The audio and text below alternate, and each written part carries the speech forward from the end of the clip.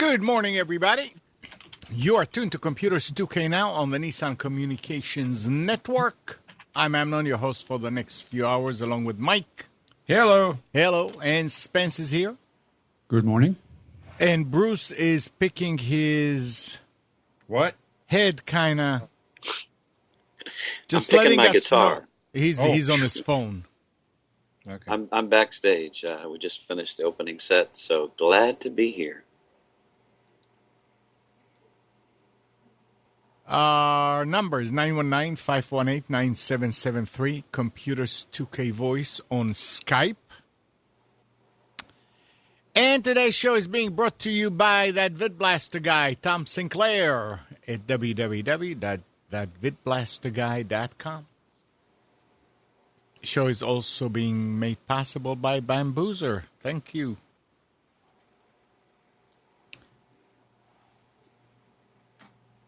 And while I fix the live feed, you guys, go ahead. Well, since I'm at church, I have a confession to make. Uh-oh. And it has to do with VidBlaster and Windows 8. I posted in the VidBlaster forum. I had never realized this before, but since I updated to Windows 8, VidBlaster doesn't see my Behringer mixer as an audio source. That, coupled with a couple other little idiosyncrasies and some intermittent complications with Windows 8 in some of my work-related software, primarily Cisco IP Communicator and Cisco Supervisor Desktop. I have rolled back from Windows 8 back into the Windows 7 world. And you know what a great Windows 8 did not. was? Yes, I did. I did. So that's my confession, and I'm sticking to it. Next thing you know, you're buying a Mac. I must have 92 I'm still updates. Is this a dream? 92. I'm still asleep, right? Wow. Just kidding. Well, Bruce, it takes a man to admit a grave error. Thank you. Thank you. I hope that doesn't mean you're plotting my funeral since it was a grave error. Not at all. Okay. Good morning, Steve. I don't believe my ears. Good morning, chaps and ladies. We even got Steve to call in. Why? Well, thank you, Steve, for joining me on the Computers 2K voice line, where there's room for 23 others if they would call in. Well, I think it's because everyone else has just fainted, so we've got to continue talking now, Bruce. I must admit, there are a couple of things which I found as well on Windows 8, USB related, that don't work. Thumb drives, for instance, USB 3 thumb drives won't work in the USB 3 socket on Windows 8. On exactly the same machine, dual boot into Windows 7 works fine. Wow. So, the teething problems, I suppose, but the vast majority of stuff, probably 99% of stuff I try to do in Windows 8, once you've got around the little annoyances, they're fine. So, but I'm very shocked that you've rolled back to 7, though. That's a big surprise. I like 7. Yeah. I do. I've got no problem with 7, and I think when there's more touch-enabled devices out there, hint, did you see those ones coming out from HP, the all-in-ones, 20-inch, 23-inch? They look really nice. I'd have one of those, but we'll leave that for later on. I don't dislike it. It's just the little niggly bits that are on it that they didn't have to force on us. What was that word? Say that word again. Niggly bits? Niggly bits? Niggly. Cool. If you're niggly, you're annoyed, and like if there's something that's a bit fiddly or isn't particularly easy, it just gives you the niggles. I'm going to remember that and use that today in conversation with somebody. Niggly bits. It's rubbish. Ooh. There is the word again. Oh, dear. Anyway, so carry on. I joined in and overtook the conversation. Mike, some technical work talk here. Yes. there is no aux end on the music.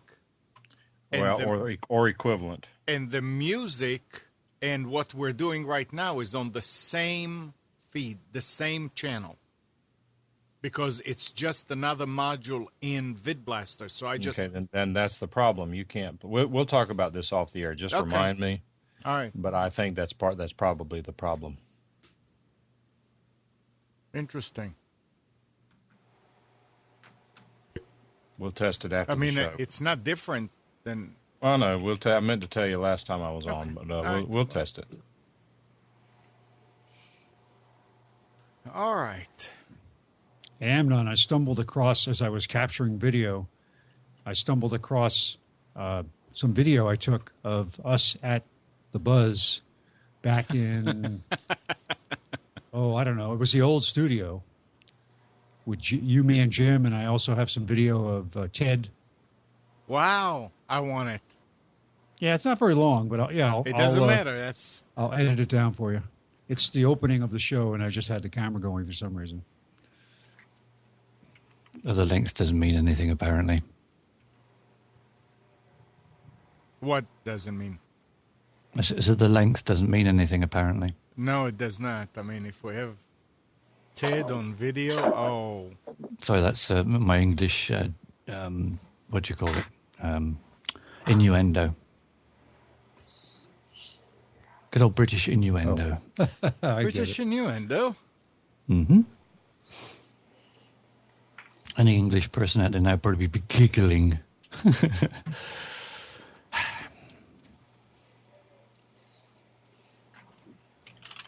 Don't let me. I'm glad you're not looking so washed out, Mike. When you first came on, it looked like you were, I don't know, sat in direct sunlight and looked as bad as pale could look. But you're more pink, sort of human looking now. His blood pressure went up. Yeah, I have a fit with video. When I change between using it with Skype versus using it in a video conference, every change in the connection status changes the video settings. I have to manually adjust it every time. It's infuriating. It's a bit like Windows deciding which mic it is you decide to use for any particular appliance or device. Boy, does it do that all the time. Skype is horrible about that. I do a lot of testing with microphones, and I'm really bad about not verifying that the right one is selected. Mm. Yeah, it's just automatic for me now. As soon as I start to anything with Skype, I just go straight to tools options and make sure it's on the right one. It's but in fact, you can't put a shortcut to it because it would save an awful lot of clicking.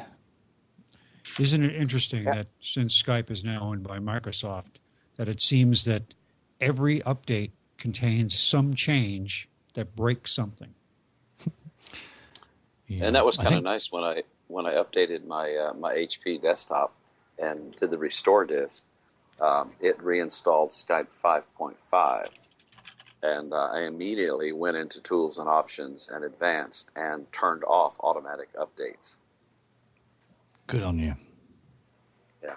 I also had another interesting experience yesterday. I was doing tech support for my daughter. And her internet was horrible, and I relocated her cable modem, gave her a nicer, better router, and called Access Media, her provider, and got a lot of other things fixed up. She had bought a Canon Pixma MX439 wireless multifunction printer. Got all that set up. And I did it on, believe it or not, she has this Asus EEE PC. It has Windows 7 starter, and it's 2 gigabytes of RAM. You know, I got to tell you, I was, besides being a small machine, I was really quite impressed with the speed of that little netbook computer. I did, it came with a USB DVD drive that's really nice. The USB cable stores underneath this DVD drive and a little track that holds it, and it really surprised me. So, kind of interesting. I was very surprised when I got my Samsung netbook, the NC20, I think it was. Pretty much the same. I only had 1 gig of RAM, but I think I updated that to 2. And in the end, I did put Windows Home Premium rather than Home Starter on it. And that actually improved it even more. I mean, I was very impressed with it for a little netbook and carry-around device. But just by upgrading the... Sorry? Yeah, did yours have an Atom processor as well? I think it is. I can't remember. It's the NC20. It was one of the last ones that they Samsung did in the netbook range, because they've all but died out now, haven't they? All netbooks, everything now. But yeah, very impressed with it for a small carry-around device. And it lasts for ages on the battery. Yeah, 7 hours. There was... where is it? It's over there, look. No, not there. There. There it is.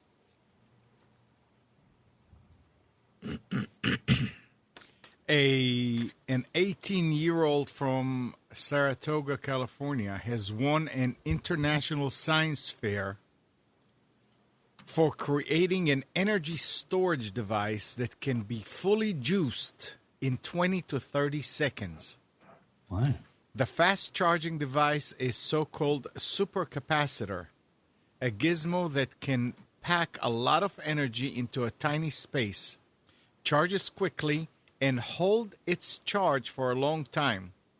What's more, it can last for 10,000 charge-recharge cycles, compared with 1,000 cycles for conventional rechargeable batteries, according to the inventor, Isha Khair, or something like that.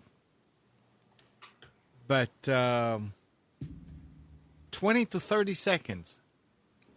I had heard that when people on generally in the comments on stories relating to battery technology and stuff, I'd seen several people that sounded like what they knew they were talking about supercapacitors, and that they were working on them, and it would be a revolutionary change for, if you like, portable and small devices, because there are like ultra capacitors or whatever you call them now that do take a lot of power and hold them for a considerable time, but they just need to improve that technology. It sounds like he's finally hit the button, which is good. Maybe. Yeah, I mean, they don't mention how long it holds it. It says for a long time.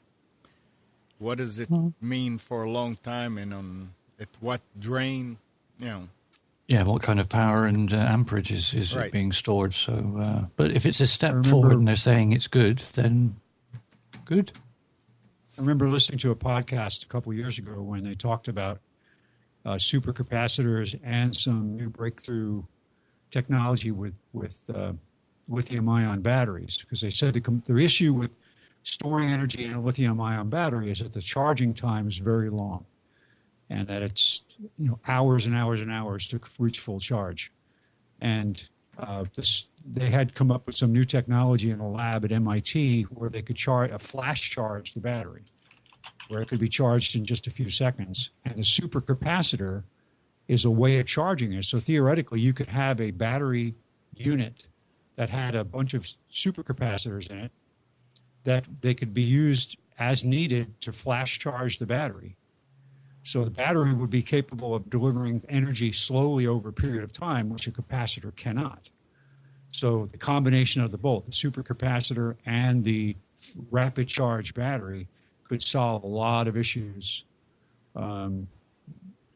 for electric vehicles and so on. It would be a way of actually carrying the recharge capability around with you and being able to recharge the battery on the fly. Yeah, Cool stuff. Do you remember those little packs, battery packs? Like it's almost like a UPS that will hold enough to charge your phone. It's the size of a portable hard drive, a 2.5 inch. Yep. And you plug it and it charges up, and then you can charge your cell phone a couple of times with it. But it's still kind of heavy and bulky. it's still another device you need to carry around, isn't it? It's like these tablets that have got a keyboard dock that you can stick them in. They've also got a battery, and so fine. It gives you longevity as far as the time your item will run. Yeah. But it's still the bulk, isn't it? There's quite a few power packs out there that will charge multiple devices with different adapters on them, but you still need to lug that about with you as well. What they need to do is cram 10 times the battery capacity into half the space. Right. There you go, I've solved the world's problems. Well, with something like that, what they're talking about, I mean, you could have charging stations, quote unquote, in different places, just like a socket, and you can, in the car or in the mall, and you can just plug it in for 30 seconds and you're good for a few more hours. Mm. It's not like having to plug the phone in and wait there for 2 hours. Yeah, a bit like cars. It's not going to take off until the technology is capable of doing like a zap charge to, people don't mind hanging around for 5 minutes while having a cup of coffee or freshen up. But any more than that is too long, isn't it? Right. Well, I think it could really revolutionize not only the cars, but just other devices too. Because if you have charging stations, say around the city to recharge devices, whether it's cars or whatever. Hey, Spence, come out of the shack. How is he doing No, that? I'm in the dark because my wife delivered a very nice breakfast to me unexpectedly. Oh, okay, all right. So I didn't want to tease people by letting you see me eat my omelet and toast and sausage here. So I thought I just had would some make kind of everybody weird jealous. lag going on here. Thinking, hang on, I can see him, I can hear him speaking, but his mouth's not moving. He's not there. Oh, See, a I niggly bit. could I put wish up I some had kind an of omelet. image. Let's see here. We enjoy breakfast, Spence. There we go. I'll put something different up there. But imagine then the charging stations that are placed around at different locations. They draw energy off the grid. I mean, it's how nice would it be if they could charge themselves at night and be prepared then for a full day of operation, self-contained, without drawing power from peak times during the day, which is the big issue, is that during peak hours is when we have all these issues with brownouts and blackouts and capacity. So wouldn't it be nice if these capacitors were safe and available as portable devices once they're charged? Well, there was some news this week. I saw that there's an Italian, I don't know, scientist, professor, or whatever, working on cold fusion, and up until now, the bits that I've read have sort of said, yeah, it's all a bogus, and it's been debunked and things like that. But I did see a report yesterday saying that several universities and scientists and things have actually taken it away and looked at it, and the words that are coming back at the moment looks like it could possibly work, which is like normal nuclear stuff that we've got now, only it's cold, so far, far safer. But keep your eyes out for that. A patent that was filed or is in the process of being filed, I caught an article, and I haven't seen much more about it, about a gentleman who has invented or come up with an idea that will allow solar panels and even other energy devices to be far more efficient than they are. And the patent was filed, I guess, about a month or two ago. The news story, if I can find it, I'll put a link to it. But he claims that he can make solar panels, for example, 100 times more efficient. And they could do something with power plants too to make them more efficient. Because it's a way of harnessing the power. Yeah, I don't understand how it works. They didn't reveal much from the patent application, but at least in the article. But the efficiencies would create vast savings over current technology. Even if it's even a conservative look at this this idea this guy had, if it works, would be incredible. Spence, your internet is trashing. My what? Your internet's going downhill. It's been horrible at home here for the last several days. The internet comes and goes, so I might drop inadvertently. So I'll shut up. No, just want to let you know. Niggly bits. I love that word. If you want some strange English sayings, there's probably dozens and dozens of them. Hey, Bruce. Yes, sir. Did you download the new VidBlaster? No, I have not. There's no reason for me to do that because I'm not interested in getting any of those new features. Okay, we're coming out. It's time to go back in and do one more song. So I'll be back shortly. Okay. I wish I could take you on stage, but it would be kind of loud. Bye. Bye. I'd have stage fright anyway. The new VidBlaster came out with macros. All right. But it's not the macros that I was looking for. Oh. Macros to do what then? It's still, I mean, it's crazy, but VidBlaster cannot be operated with a keyboard. You know, I mean, you couldn't, there are no shortcuts on the keyboard that could say, you know, do this, do that. And there were all kind of patches that people wrote and tried to come up with that will do it. Now he's got the language to do it, but it's not like going there and saying, okay, start recording, and I want to this click and that click and that click, all these 3 clicks in one. What it's supposed to do for me is what's happening here with Bruce. Wait a second, there's a problem with this call. He said he was going back on stage. Perhaps he hung up. I had a Skype error. I thought it was yours. But what it's supposed to do for me right now, let's say when you look at Mike, so you see the picture, the video, and you see the lower third where it says Mike Phillips at the bottom. Yeah.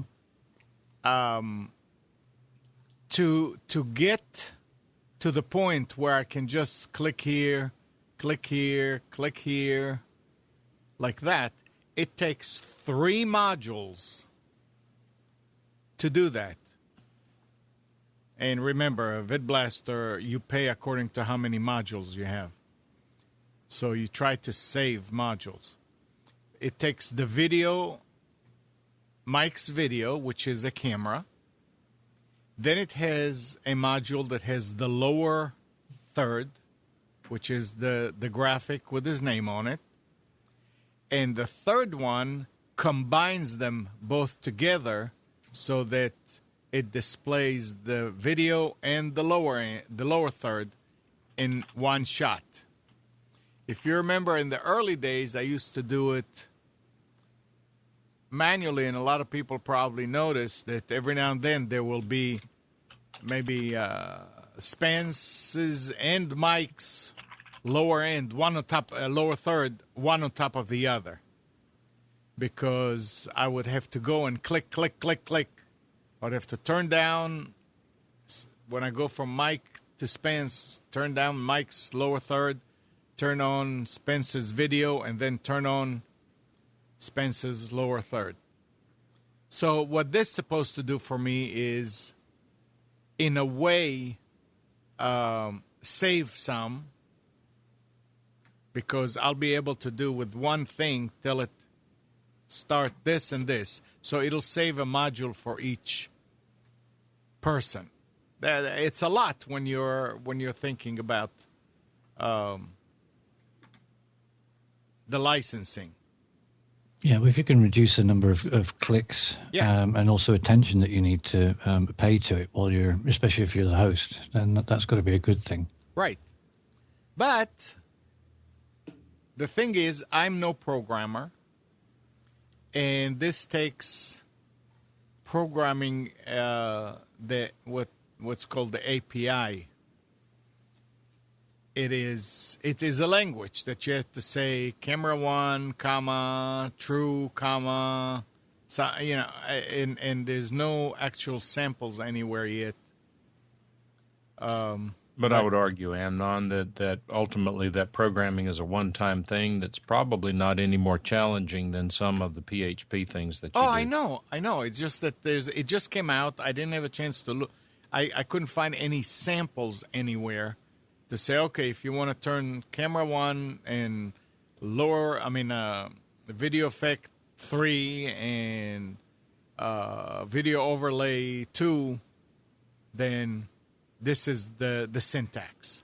I mean, if I see it once, I say, oh, okay, yeah. But to just talk about it, it's not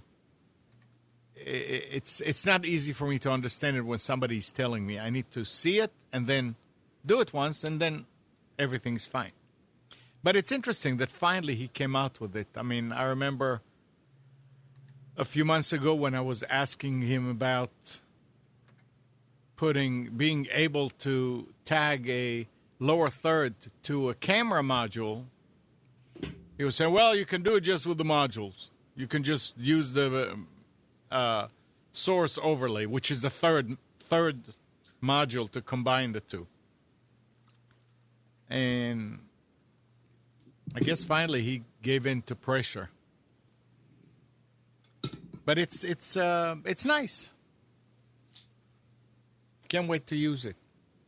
And that VidBlaster guy, Tom, actually told me yesterday that he had some announcement that he wanted me to announce, but he never sent it. So something is going on this Wednesday on his show. I hope he's maybe not going to... Maybe Versteeg is buying Telestream. Wirecast? Yeah. Yeah, right. And New Tech. Yeah, New Tech. Well, if it's a new version out, yeah, maybe it'll be giving away a free new version or something like that as a prize. But I'm only speculating. I don't know for sure because I've never met the person. I don't know. There is a new version of Wirecast, which is the direct competitor to VidBlaster. And people are saying it's very nice. Mike, actually, they're talking in the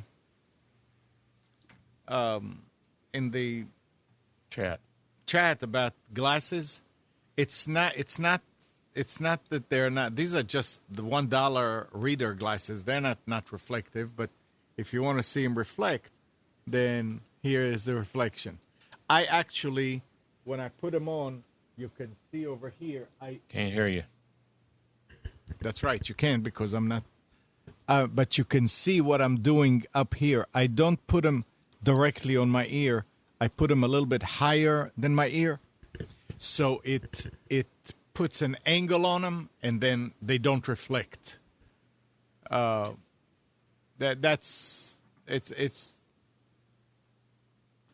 okay. I mean, it's fine. You're just far too smart for your own good, Amnon. Yeah. It's just. I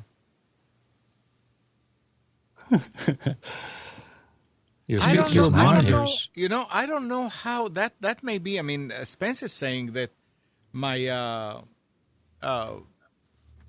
monitors are farther away. I don't know how far are Mike's monitors from his face. I mean, arm's length. Mike, can you reach and touch it without leaning forward? Sure. Yeah, you see, I can't. You've got monitors all around yours are a good 5 feet away from you. So well, no, they're not 5 feet. I mean, there may be, arm length plus maybe another hand length. You have 5 foot arms.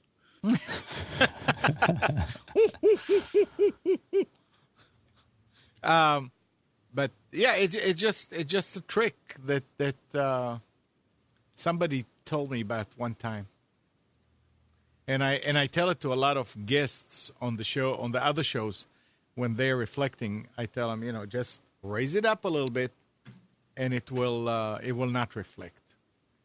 It's no good if you have an egg head shaped with the thinner point at the top. The thing is, look, if I look up, then you see it. Eiffel says that they have non-reflective glasses for driving. I haven't gotten new glasses in probably 5 years. Next time I get lenses, I very well could get non-reflective lenses, but I'm not going to go spend $800 just to get rid of the reflections in the video. You can just smear it with grease; it'll be non-reflective. No, I was going to say just put painter's tape over it. A little tape over it; it won't reflect. There you go. Nah. Yeah, there you go. It's not reflecting now. You do like we did when taking pilot's training. They had this. They used to have something called flying under the hood, where you would be able to look at the instruments, but not be able to see out of the plane. So they had all these different devices, these kind of conical hood that you would put on. Thus the name. But later on, they came up with just very clever, and I actually made a set from a pair of safety glasses.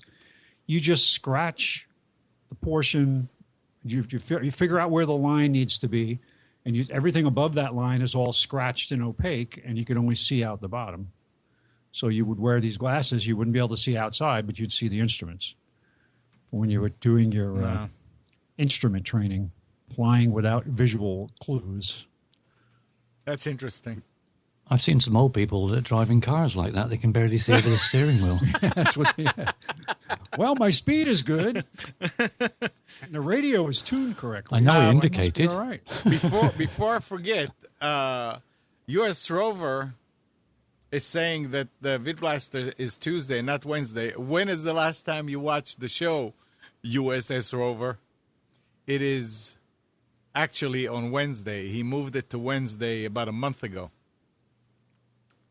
because Tuesday became way too busy with TTFN and some others. So it's actually on Wednesday at 3 o'clock. 3 o'clock, yeah.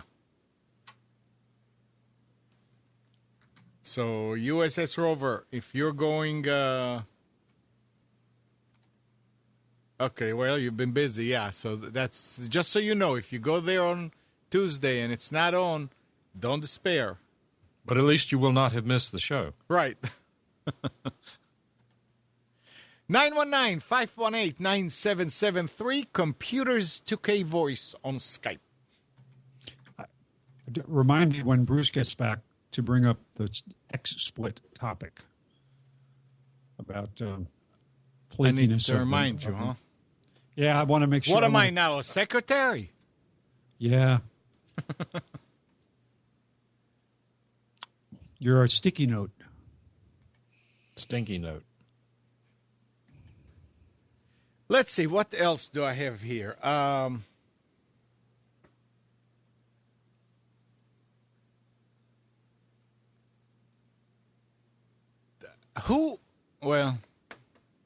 not many. Who used Lotus 123? I did for a short while. Short while, yeah.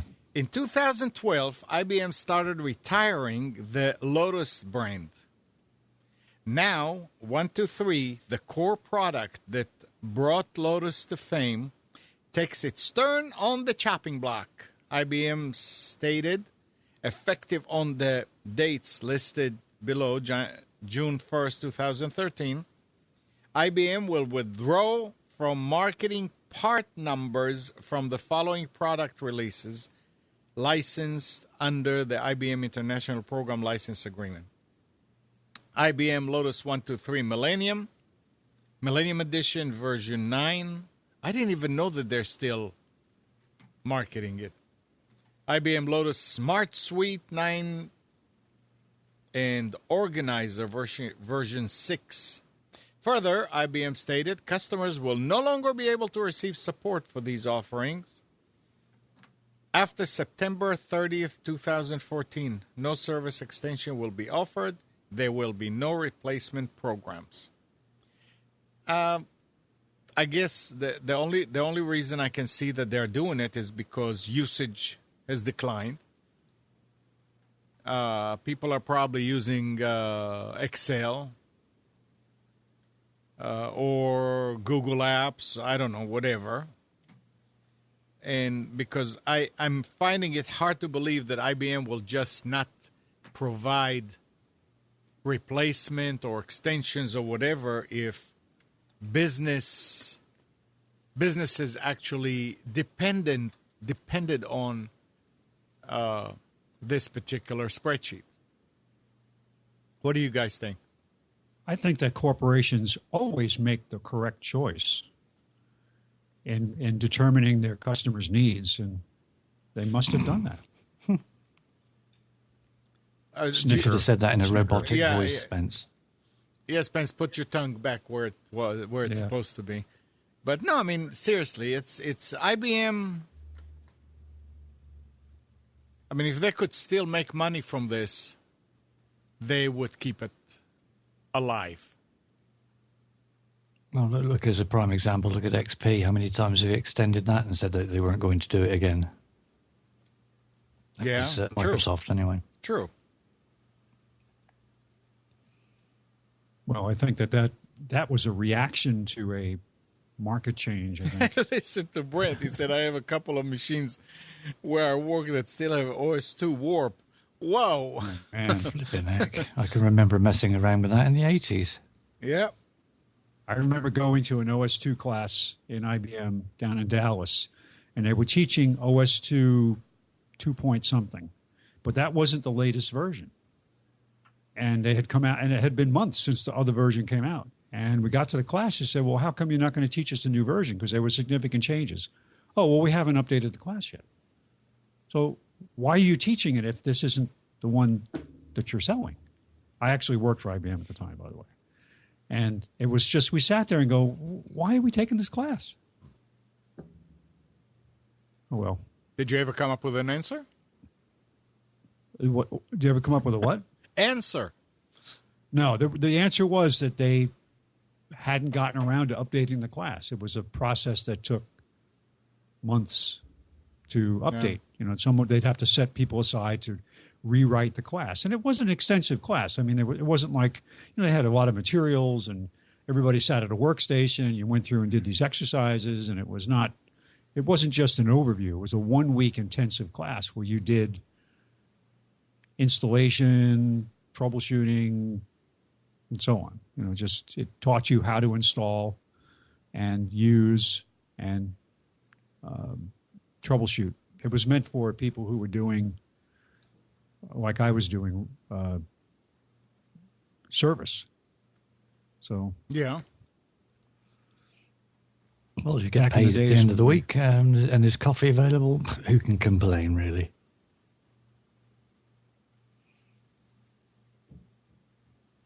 OS2 Warp. Yeah, Jeff Bundy is saying it ran Lotus Notes server on OS2 Warp. Actually, it was a very good operating system. It was what... Yeah, OS2 was. I mean, I never used it, but a lot of people in the users group were using it and would swear by it, and it was supposed to be something really good. It was, I'm not sure if every version of it, but I believe the original version was actually written for IBM by Microsoft. Wow, is your internet going away? Oh, sorry. You might want to disconnect and reconnect.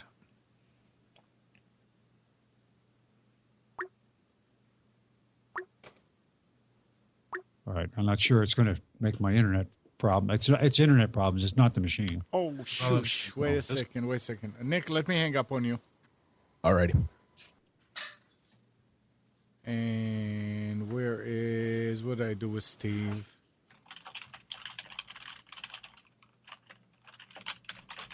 Sorry, Steve. I'll disconnect and come back shortly. I'll probably reboot. Steve? Yeah, I'm back now. Okay, yeah, you're here. Nick, you can actually call into Computers 2K now if you want to. Yeah, because do video. Bruce is... do what? I was confirming what you were saying. Oh. Yeah.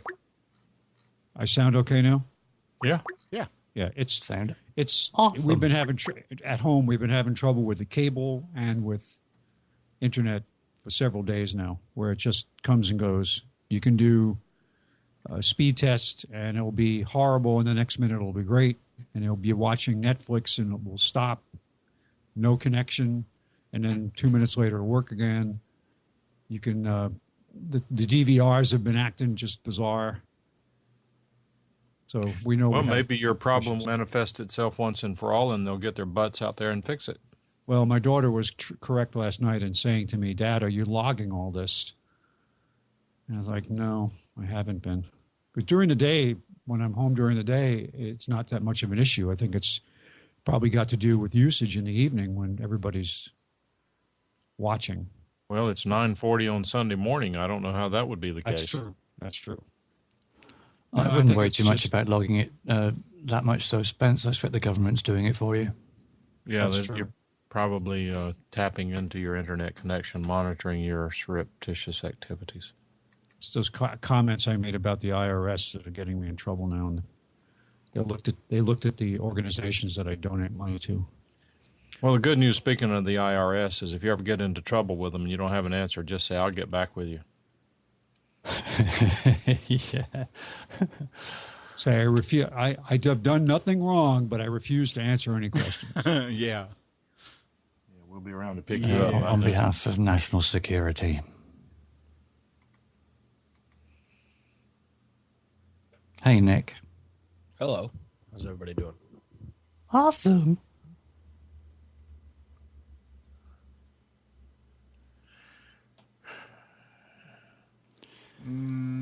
Hey, Nick. Yes. What happened? You're missing doing a show? Yeah, I had family coming in from Germany. Yeah, I know. Only... I said, are you missing it? So. Yeah, it was a big news week. Yeah, and pod fading. Yes, pod fading. But it was a big news week, and I got pulled away, but it was worth it. Did they leave or? They were. They're my uncle. That's who came in. His wife's in the service, and they got moved to Minnesota. So they were in New York for 2 days, and then now they're living in Minnesota. Oh, yeah. So they arrived like unexpectedly. You just showed up at your door and said hi. No, they didn't just show up at our door, but they were in the process of moving over, and they were only going to be in New York for a few days. There was an old joke about how, I forget whether it was Monty Python or one of these comedy groups, where they would be entertaining these family members from Germany for several days and not communicating real well, but still, thinking, oh, well, I finally leave. And they said, well, I was so glad that your family could come over from Germany. The wife said, she goes, my family? I thought they were your family. They were just strangers that showed up at the door and speaking German and thought that they were family from Germany.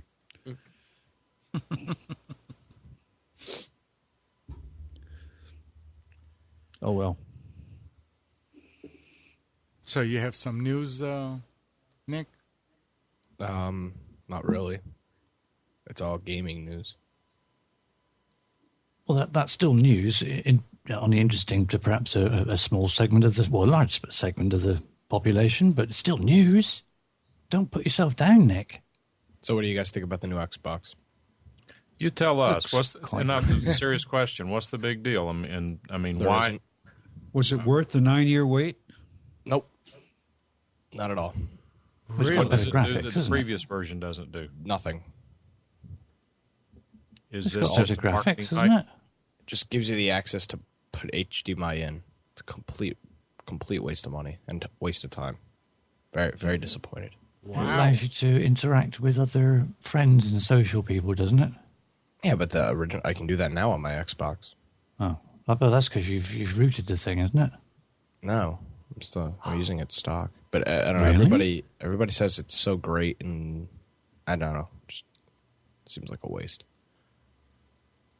They've ripped it to shreds on one of the sort of comedy, what's happened in the news this week type programs that we've got over here.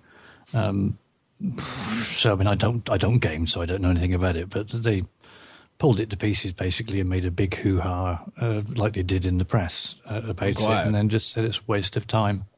Yeah, because everybody, all these tech bloggers are sitting here and praising it like Microsoft came out with this brand new technology that everybody's been waiting for. And I'm like, well, it's a box and it plays video games. There's nothing new about it. Uh-oh, Apple's going to patent it. Yeah, probably. But you won't be able to Does it develop have games for rounded the Apple. corners? No, this is actually it's a square box. Oh, they own the square box. Well, Brent is saying something about finally they put Blu-ray and built-in Skype. Yeah. I mean, how important is Skype on your TV, I know. though? Yeah.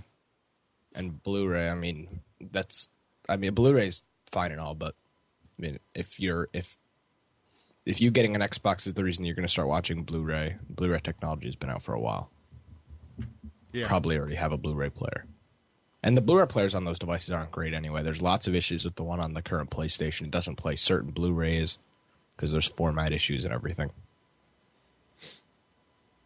They did show a very small clip, apparently, from Sony. They didn't want to be outdone that there was a big announcement that Xbox was out, so Sony put out an advert, and all it basically was a very long-distance blurred image of a square that sort of just zoomed around a little bit, and then the big sort of P for PlayStation was shown, and that was their advert to sort of counteract all the attention Xbox was getting.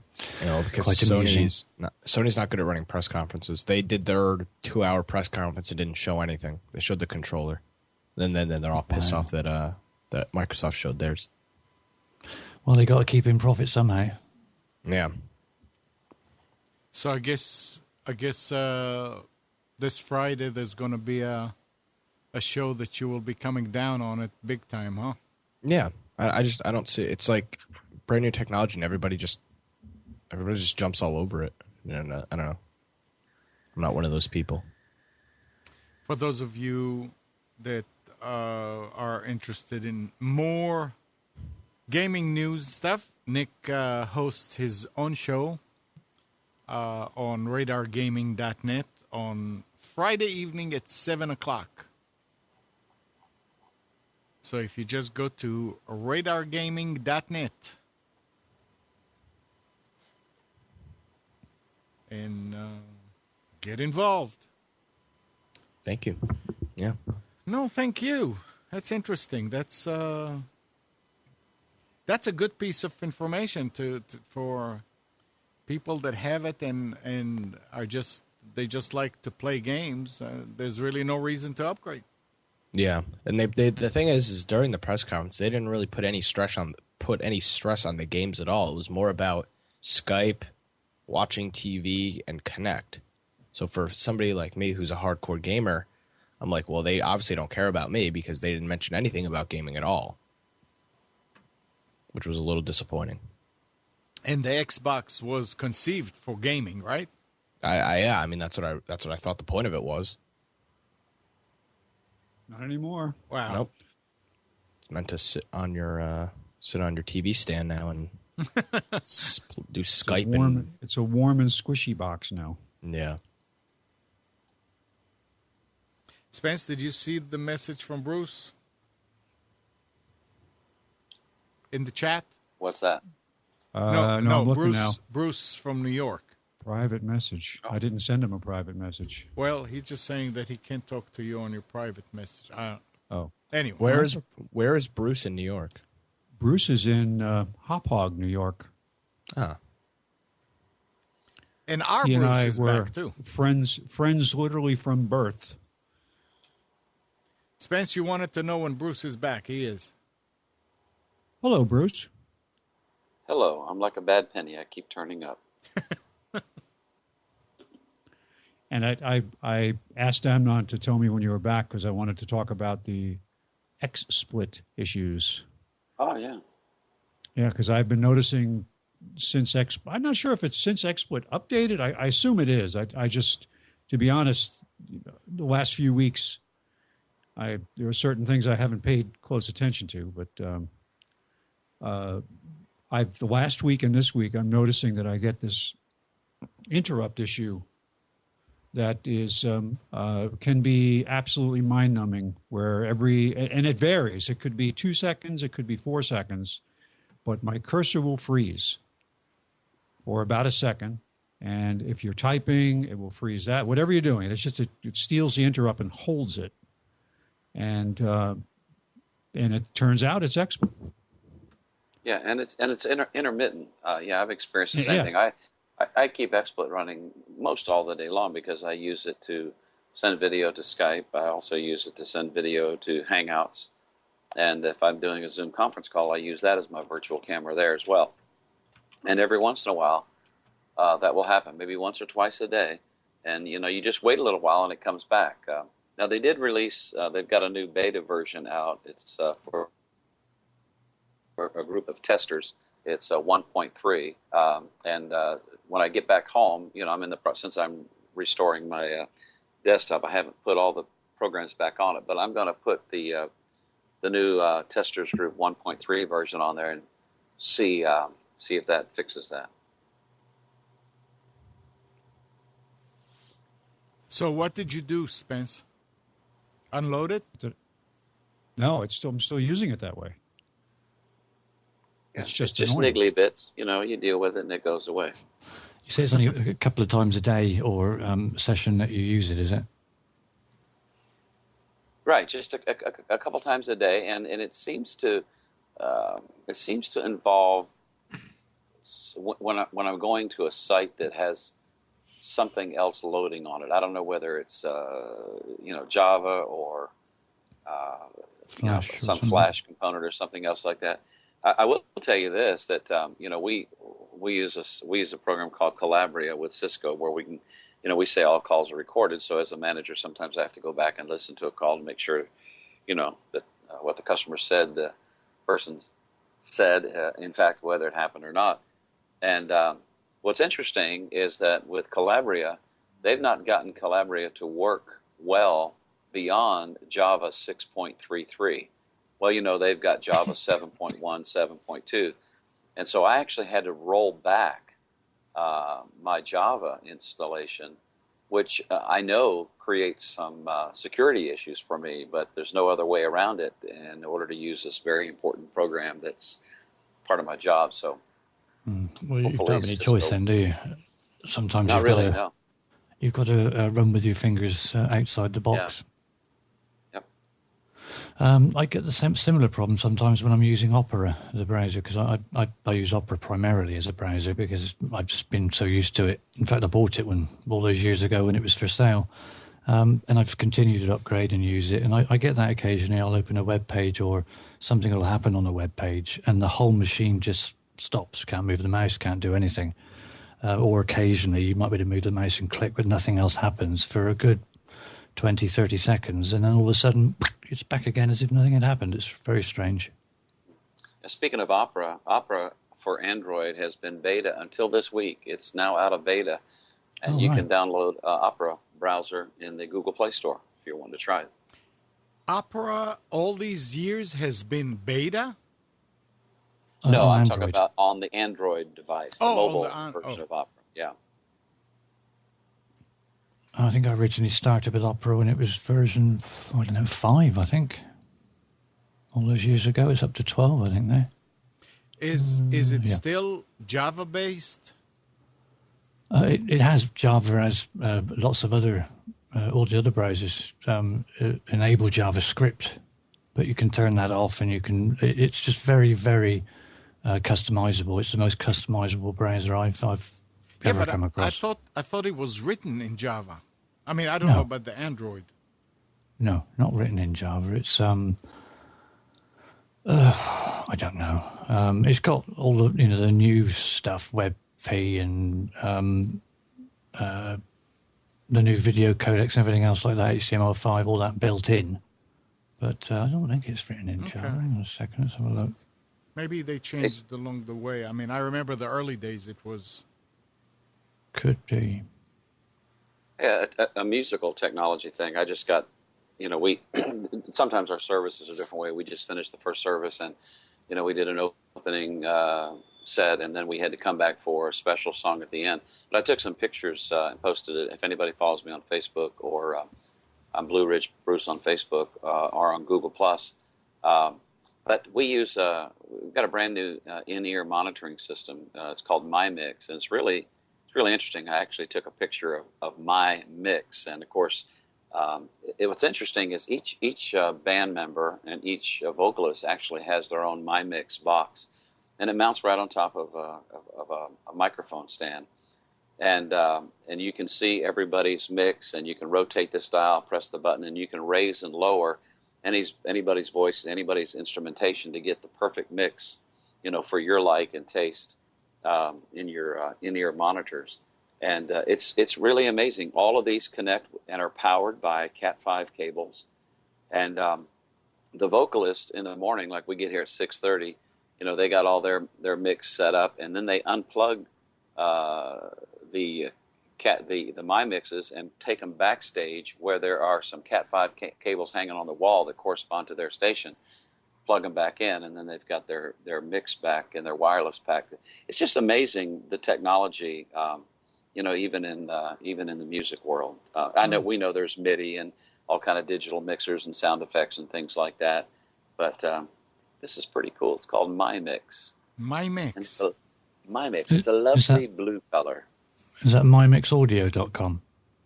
I'm not sure. It could be. I didn't purchase them, but I've never been to their website.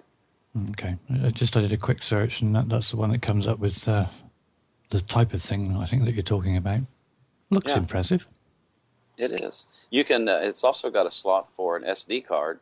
So I've got an SD card, and I can stick it in there, and I can record the music set. Usually, I'll do it like the second or the third service, and then I can go and I can split that out, and I can lower other tracks, just raise my track up if I'm trying to hear for any mistakes or things I'd like to change. It's just pretty cool. Just be careful when you stick the SD card in your ear. Well, no, you stick it in the My Mix, Amnon. Okay. Yeah. Hey, Nick, what's that red box beside you? The Roku. It's a Roku? Yeah, no, it's the Roku 3 box. Oh. Yeah.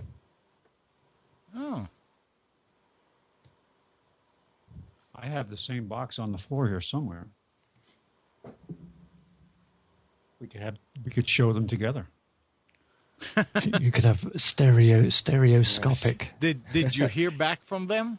Yes, your app is currently in the question and answer period. Should be up by hopefully the end of the week. No. That'd be nice. We go.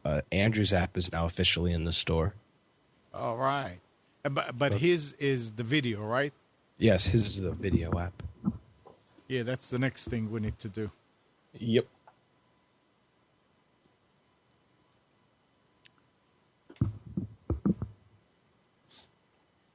Nine 518-9773 Computers 2K Voice on Skype. I was going to say, dead air. No,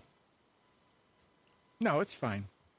You don't. As long as you don't see the strobe light come on and. That's right. Yeah. remember Get a blue flashing light going. Warning. We come into the radio station back in the old days when we were just on AM, and we'd come in the morning, and the strobe light would be flashing. The station would be down for hours, and nobody knew it.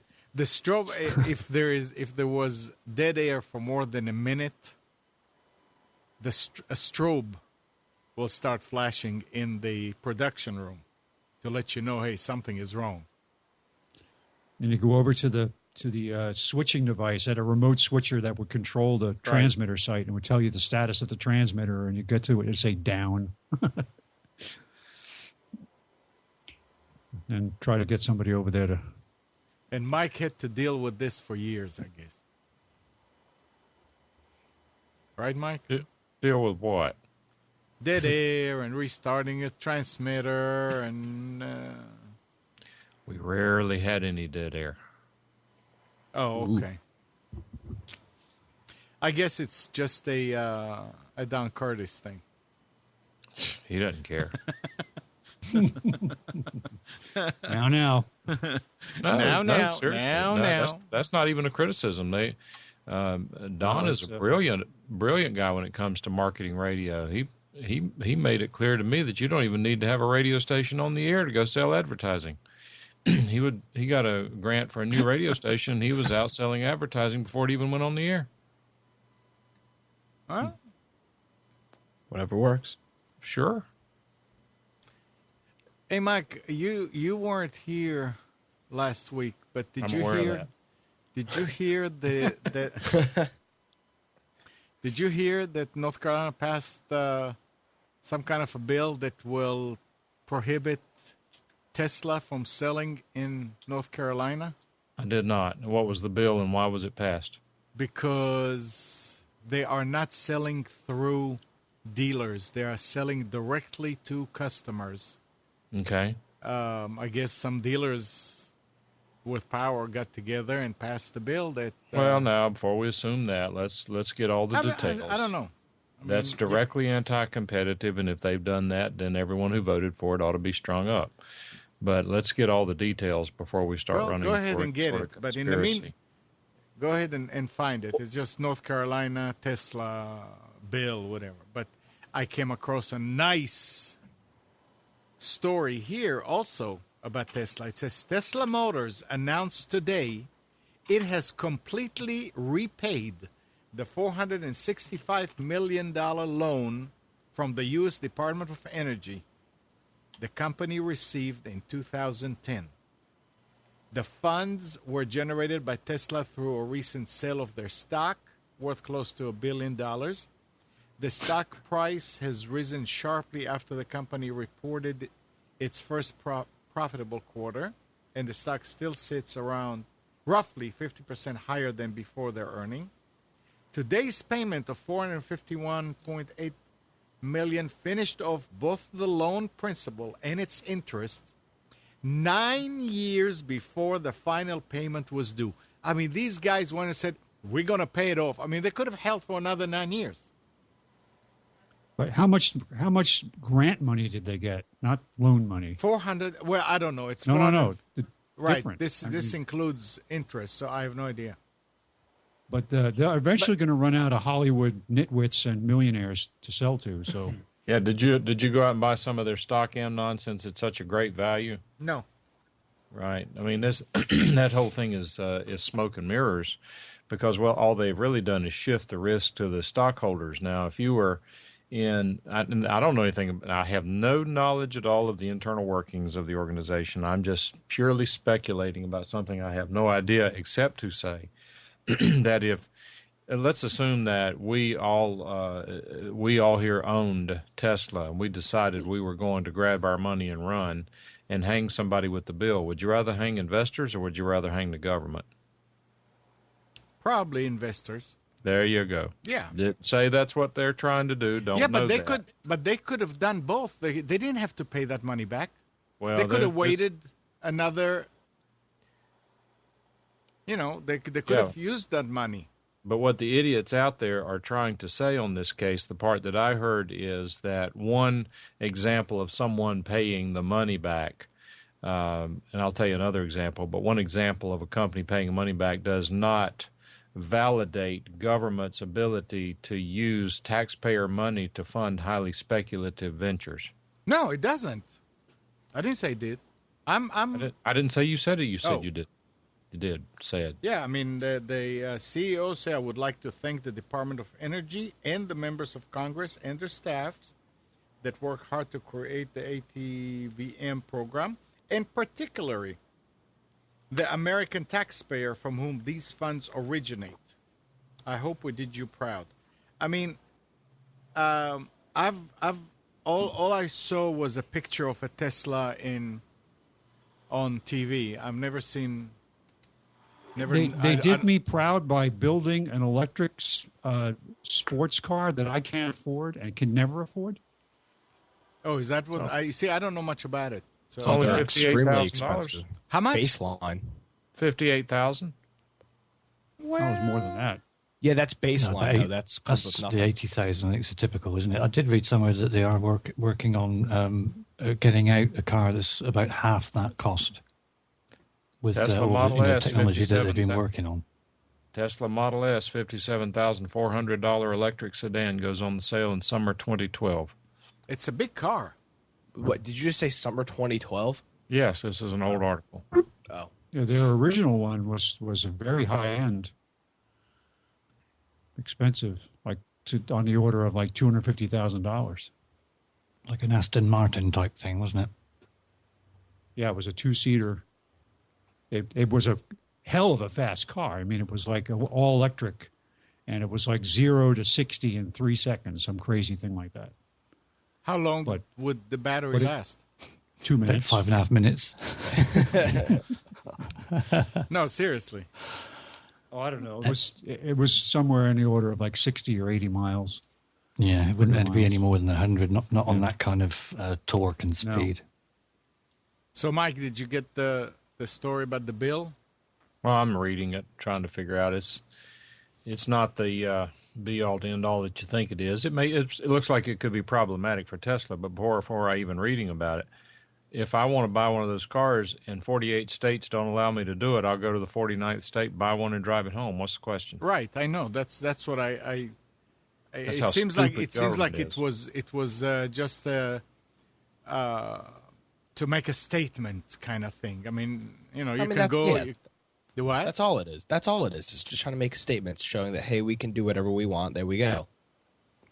It's like an awful lot of other technologies. It's way outdated now, and people think, well, just because things have always been done like that, they better stay the same. Because if we start to change one thing, we'll then have to bring up to date and bring into the 21st century the way we do other things as well, and it scares a huge number of people, and the vast majority of people in their say younger years, the younger generation that's coming up, look at it and go, well, so what? They don't think anything of it, but because the older generation have always had it that way, they're scared stiff to make any changes because they can't conceive possibly any way of making any money or having it work successfully because it's never been done like that. Well, we'd still be living in caves if everyone thought like that. Yeah, that's true. We would.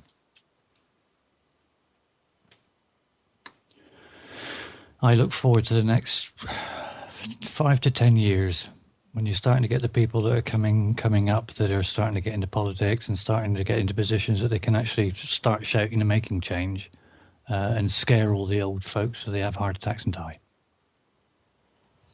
Well, that escalated. You gotta love technology.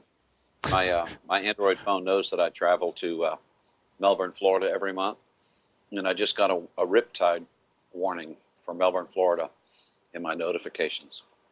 It's funny. You know what I do like that the Note 2 does? I love how it knows where you need to go every day. So it can tell me the traffic between here and school, so I know if I have to leave early or not. Yeah. Have you done the are you rooted? No, I'm not rooted yet. Okay. Because you'd have to root, but there's a hack so that you can use the new Hangouts app over your data network. Otherwise, if you try to join a Hangout from your Note 2 and you're not on a Wi-Fi network, you'll get a little pop-up warning that says you got to be on Wi-Fi. Yeah, you sent that to me. Now I just have to root. I do love it that you can use a Bluetooth headset. Finally, so if you've got a car with a nice Bluetooth audio system, you can join the Hangout. Yeah, Take advantage of that was pretty cool to have you on the Hangout the other evening and you were driving. Yeah.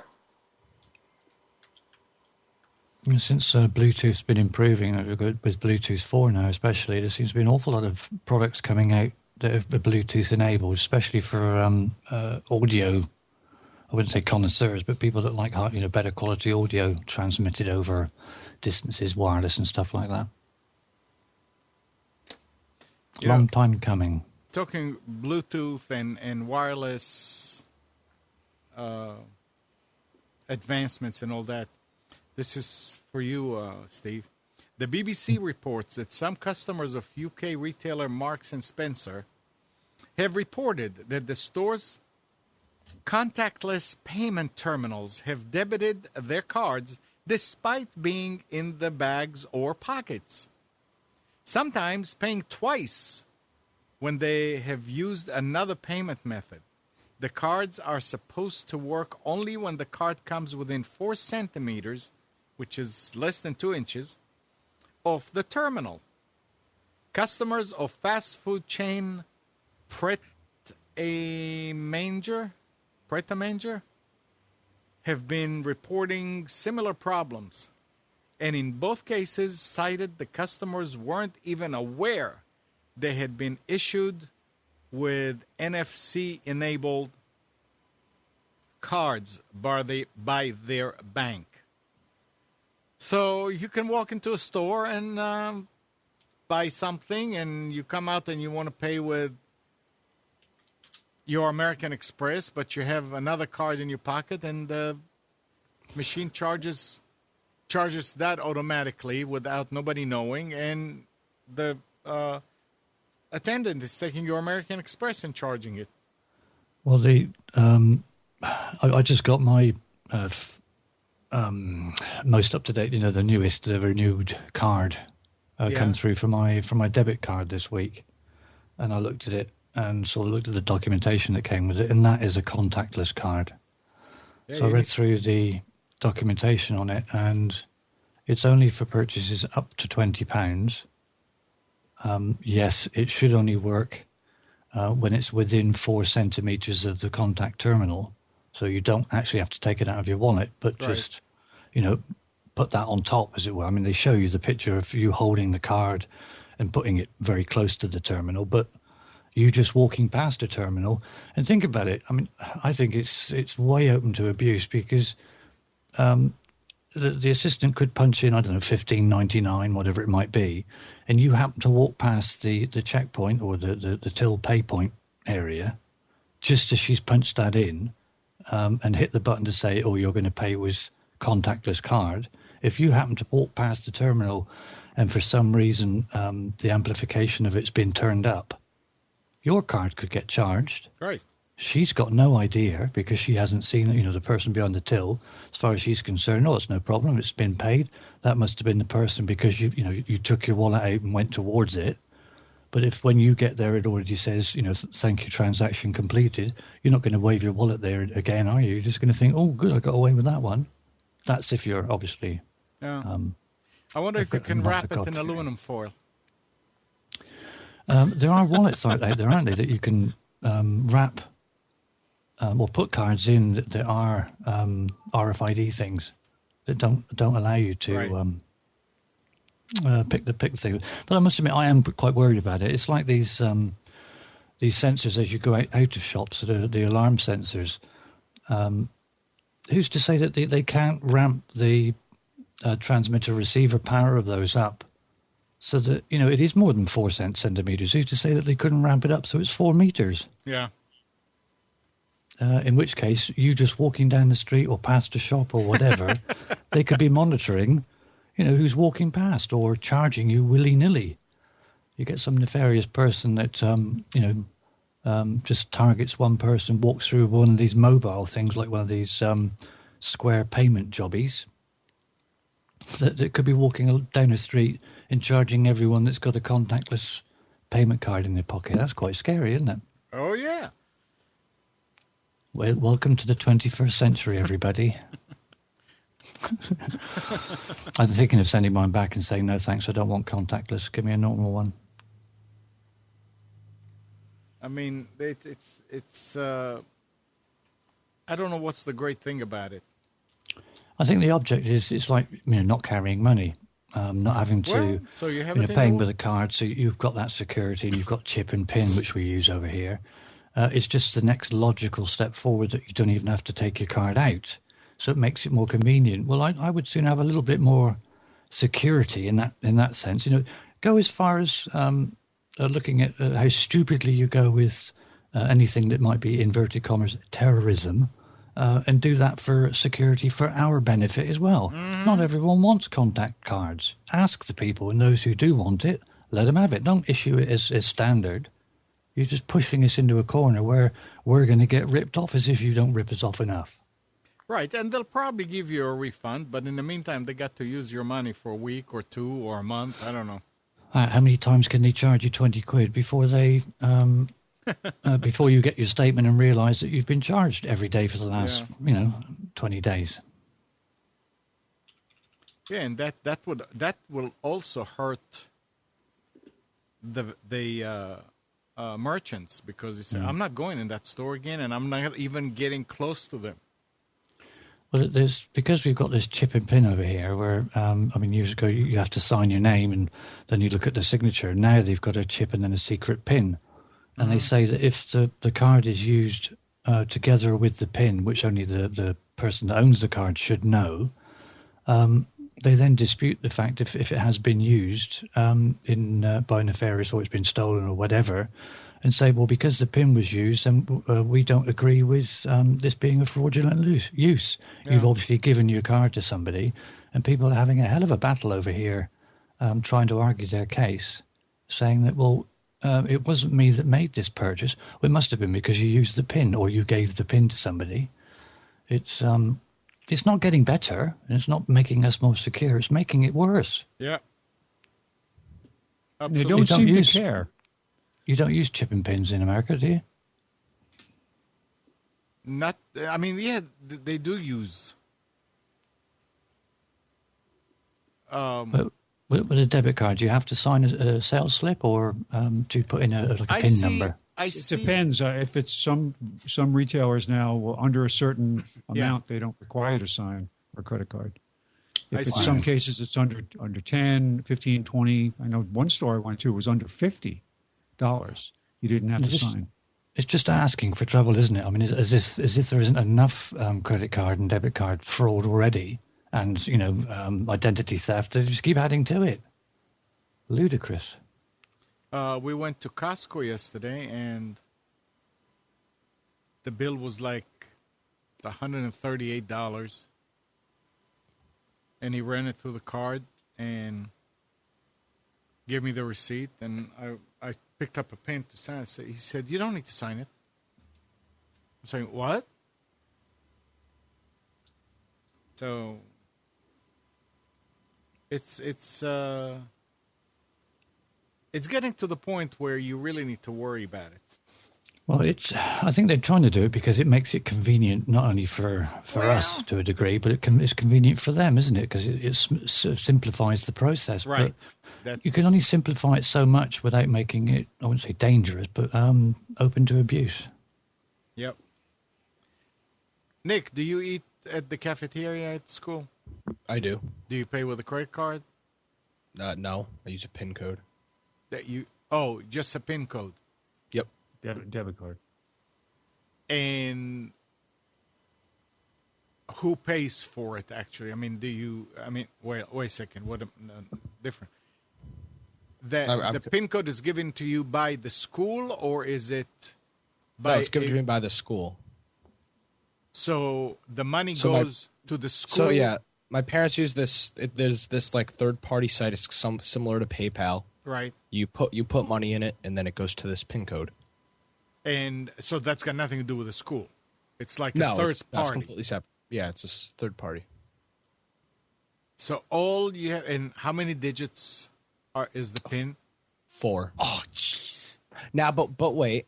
I know that's not secure, but when you put in your PIN code, it shows your picture, so they verify that you're who you are. Oh, okay. Well, that's nice. So you put in your PIN, and it pulls my picture up, and if it's not me buying something, then they just say, well, that's not you. Yeah. So it's somewhat secure. Well, that is good. I mean, it's not just a PIN, then it's giving you a visual clue too. It's like over here we used to have just paper driving licenses, which seems ludicrous for you, I suppose, over there, because you've all got these plastic ones with your photo on and everything. There are, and if you apply to get a driving license now, whether it's to replace one that's worn out or whatever, you only get the sort of credit card size with your photograph emblazoned on it as well.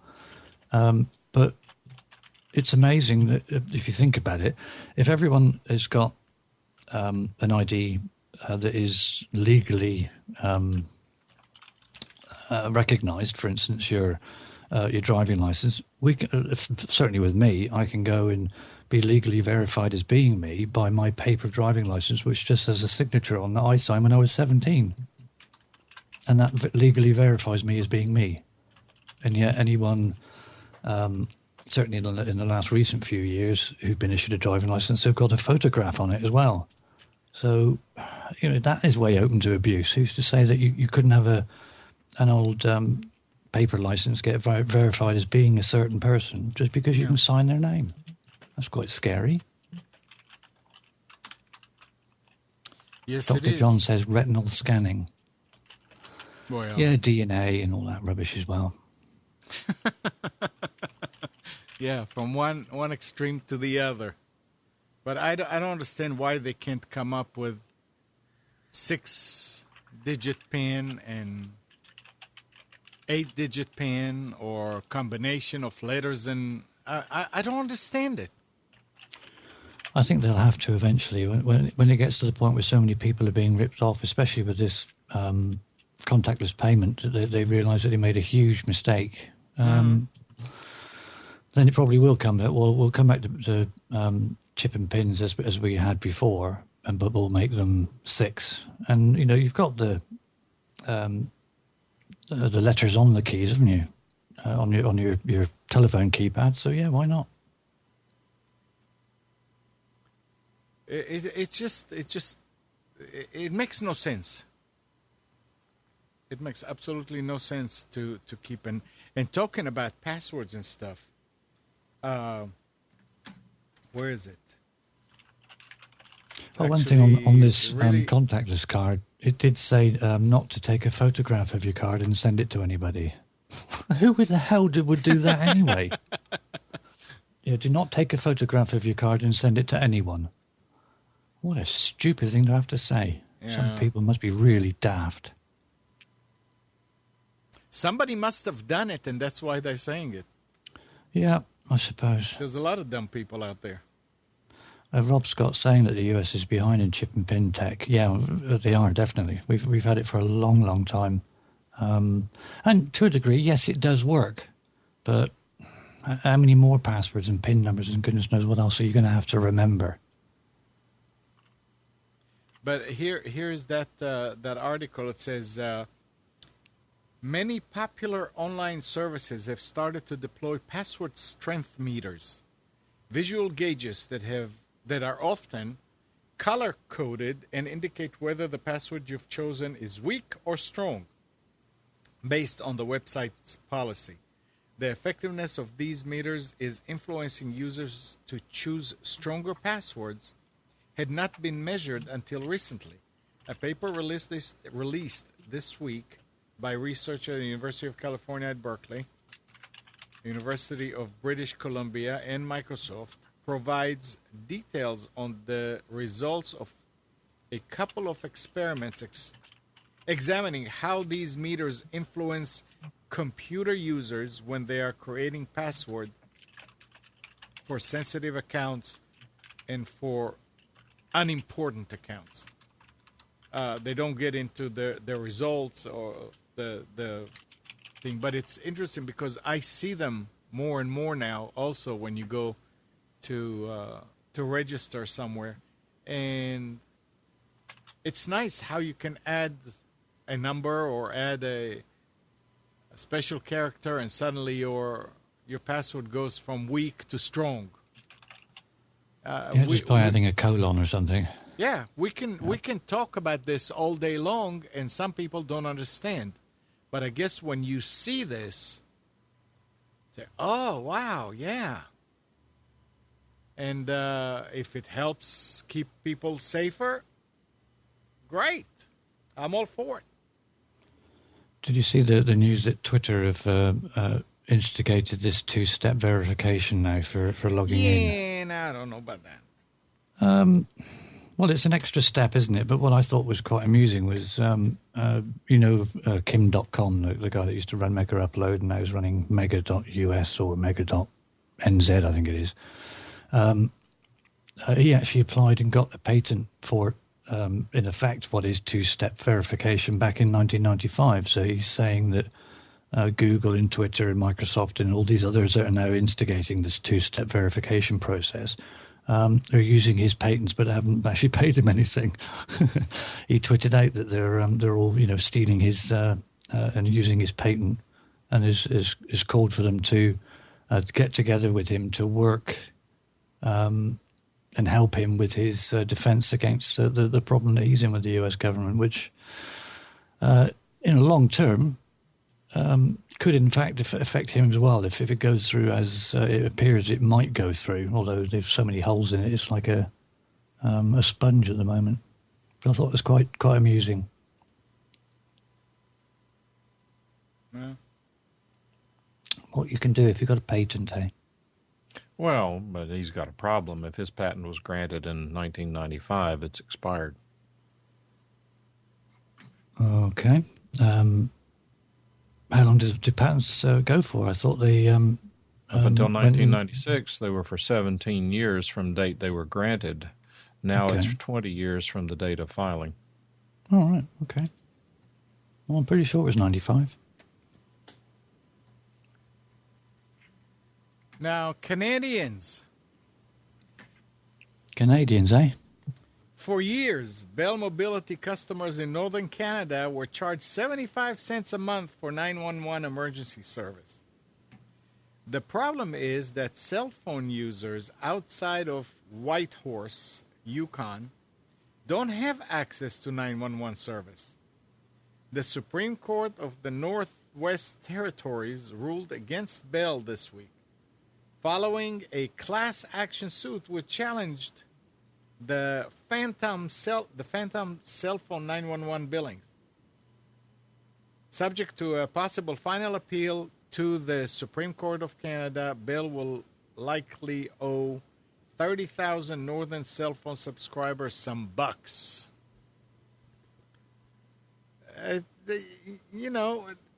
You're charging for something and you don't give the service?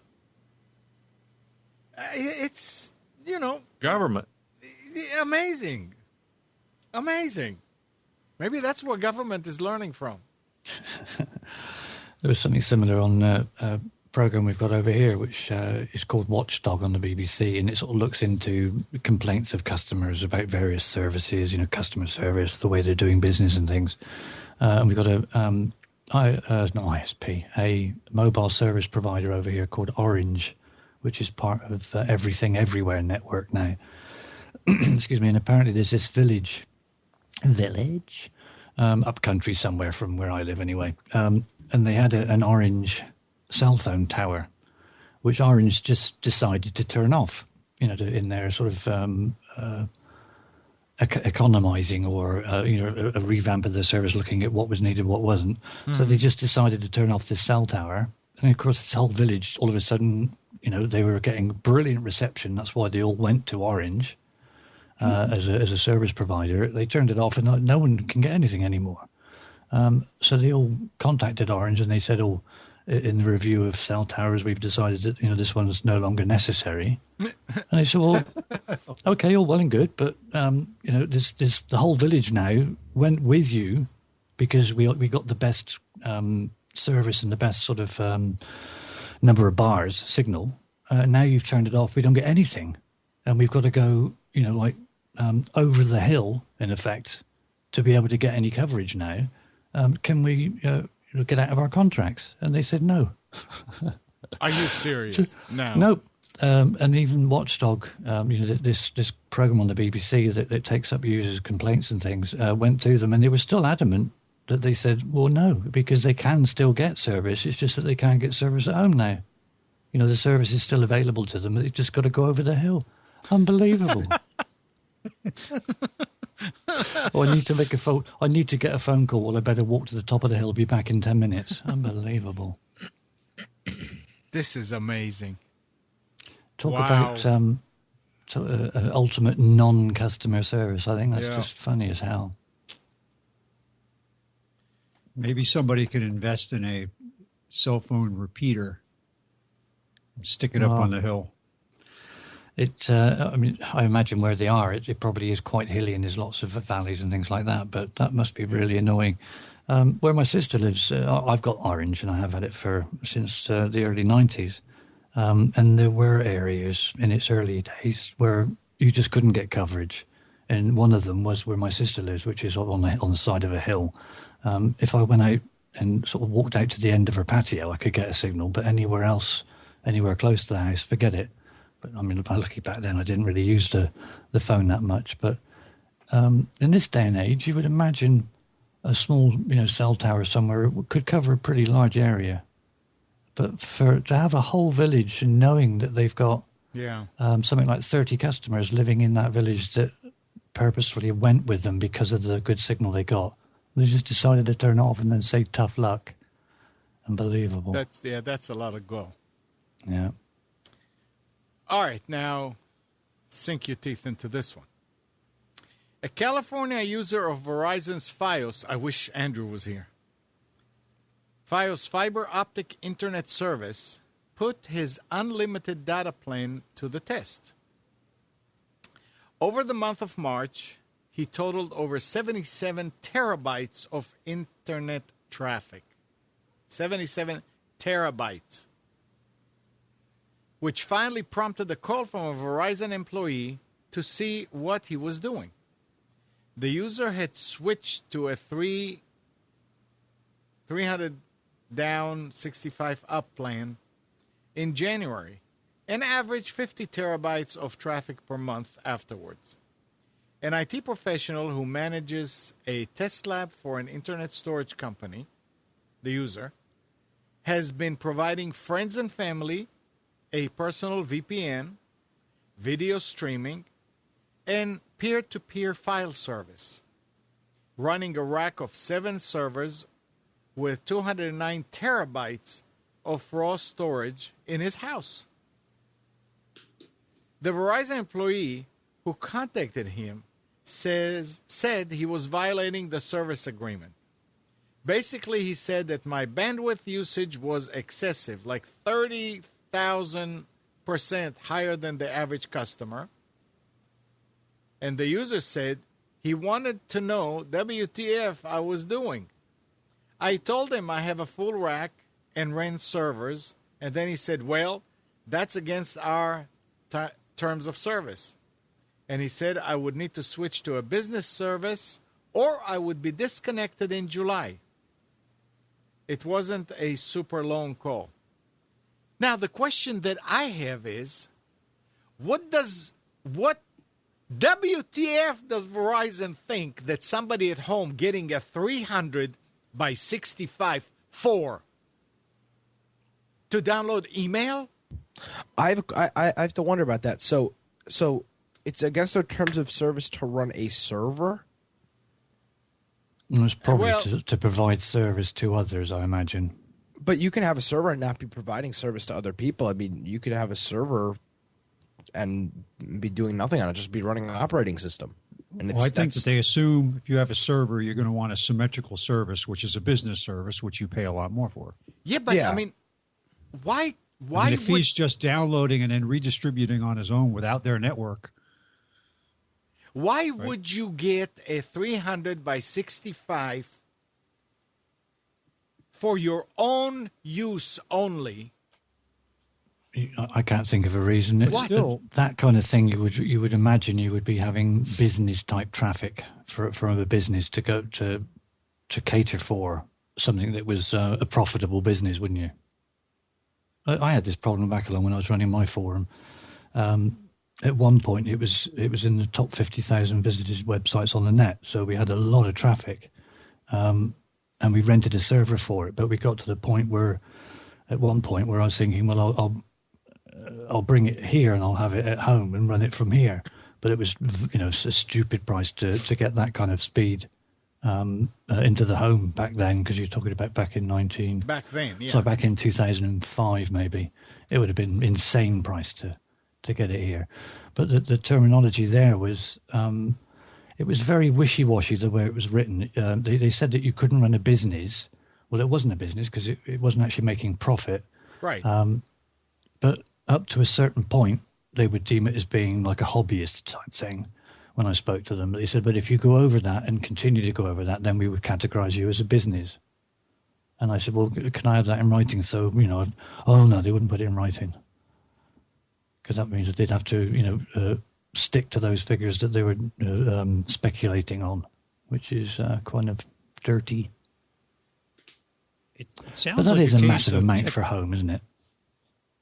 The what? It sounds like a case of technology outrunning marketing, where they could, we can do this. We can provide this speed of service to the home, but they really didn't think about, well, what is our target user for home use? That's really excessive, and why offer it why even offer a service that fast? Because the person obviously is doing something more than we want them to. So I guess it's got to do with traffic definition. I think that's where they, in the terms of service, if you are operating a server, it violates the terms of service for a casual user, a non-commercial user. So I remember that's.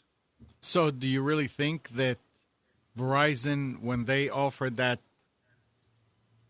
type of speed to the person, they're figuring on them sitting there with their Xbox and playing games and doing Skype? Yeah, that must be what it is. They must think, they're, they've got 2 children that are on their game systems. They've got Netflix. They've got this and they've got that. So they're obviously going to need all of those bytes of bandwidth every day, every night. But for all that stuff, you would only need down speed, not up speed of 60 megabits, 65 megabits. Yeah. I mean, think he sounds to me like he's a very nice person. Yeah. Have you got his address? I mean, I'm going to send him a letter and ask him if he can connect me. Family and friends, Oh, okay, you want to do this? Here, do it here. Yeah, where would you draw the line if you were running, say, a local community forum for your, I don't know, county or your area? That could potentially have a lot of traffic, say like a mini Facebook type thing, but for your area. Who's to say that that wouldn't be classed as some kind of business venture, but could potentially have several hundred people connecting at once? It wouldn't cope with that under a normal amount of bandwidth that a general home user would get. I mean, it just doesn't make sense to me. No. USS Rover says he took a NAS unit and made a server out of it. Well, that's what I've got with my NAS. I can turn it on and connect into it from wherever I am and then have access to whatever I've got stored on it. I mean, that is running a server, but it's for personal use. So, where do you draw the line between personal and no, that's not personal anymore, that's a business? It makes no sense, does it? No. Well, the only sense it does make is the fact that they don't have the infrastructure to cope with. And as soon as somebody uses it a little bit more than they would deem as being, inverted commas, average. Then don't offer it. That's it. If you had the infrastructure in place, then fine. Don't offer a service that you can't provide. Yeah. Spence, you were saying? I was going to say that it's, why would we expect them to be any different? Absolutely, yeah, true. So it's they're not the masters of logic or even their own marketing. So when we're ready to change the subject, I wanted to bring up something that change the subject. My daughter told me about that I know has gone viral. I know probably many people know about this, but I didn't know. But is anybody familiar with Chris Hadfield? Chris Hadfield is a Canadian astronaut who was the recent commander of the International Space Station. And he spent his time up there, I don't know what his assignment was, 6 months, something like that, and just recently came back. But he is a amazing guy, sharing all kinds of interesting science information, does a lot of YouTube videos, a lot of good information. But the guy's also a musician. And he did an amazing music video of doing Space Oddity, where he sang it, and it was recorded or at least filmed on the space station. If you haven't seen it, I'm going to put it up in the chat, the link to it. It's very nice. It was. I mean, it's really well done. It's about 5 minutes, but it was all over the news for 2 days, so I can't believe that nobody saw. Yeah, he came. It was posted on May 12th, and I think he came back shortly before that. but he rewrote some of the words to talk about how he was going to come back on Soyuz and leaving the space station. But just very well done. Yeah.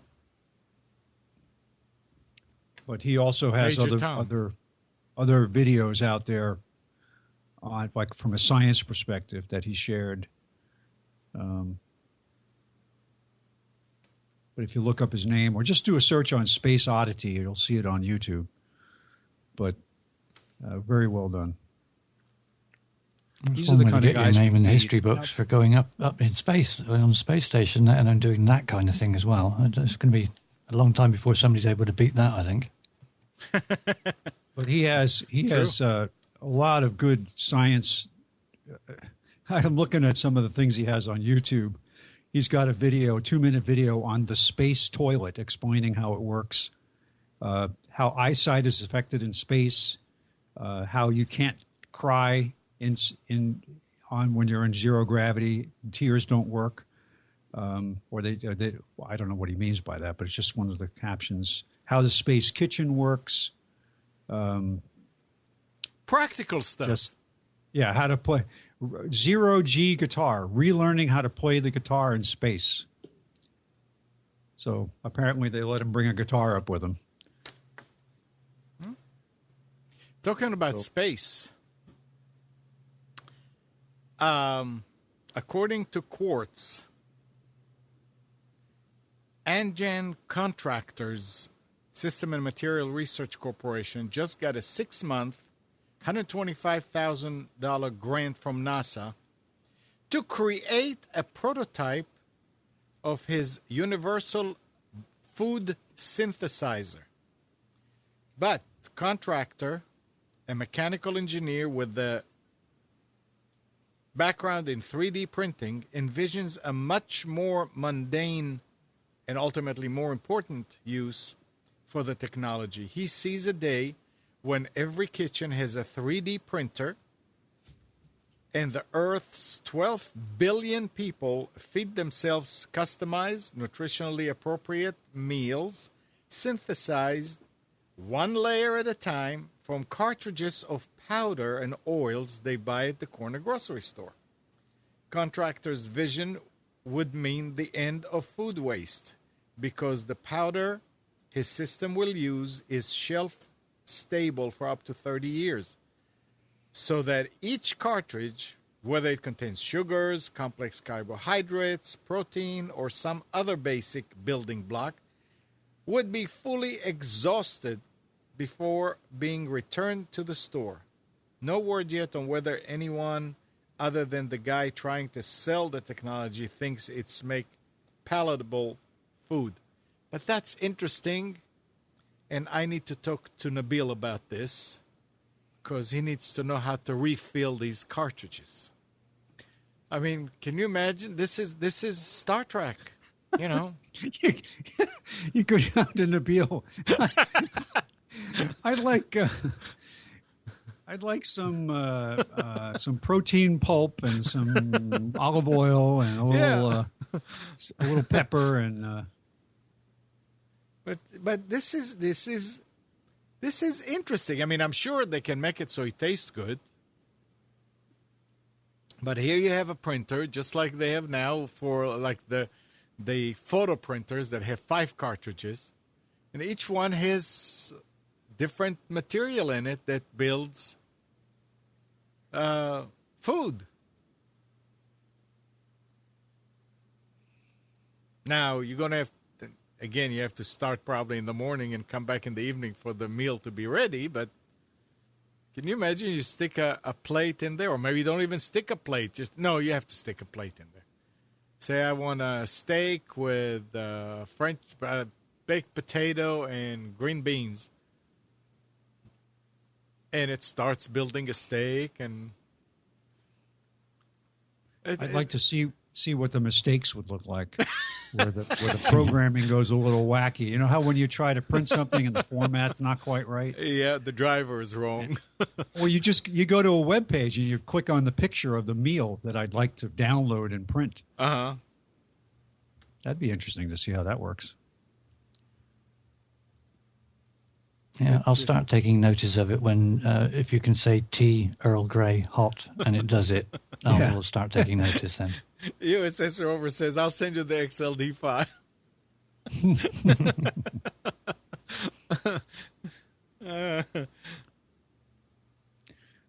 There's a really good mac and cheese file going around the internet right now. Nick, you may see these days. What, the 3D printers? Not 3D pictures, 3D foods. Oh, yeah. Yeah, you go and you grab a picture from the internet and you stick it in a file from the internet, you stick it into your computer. I think the time is the issue, though. Those 3D printers take forever to do stuff.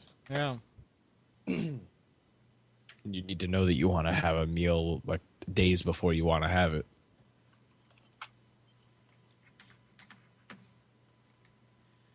So then, Food Lion is going to be in the cartridge refilling business.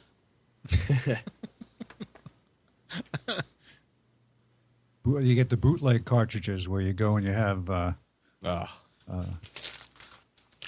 illegal spices.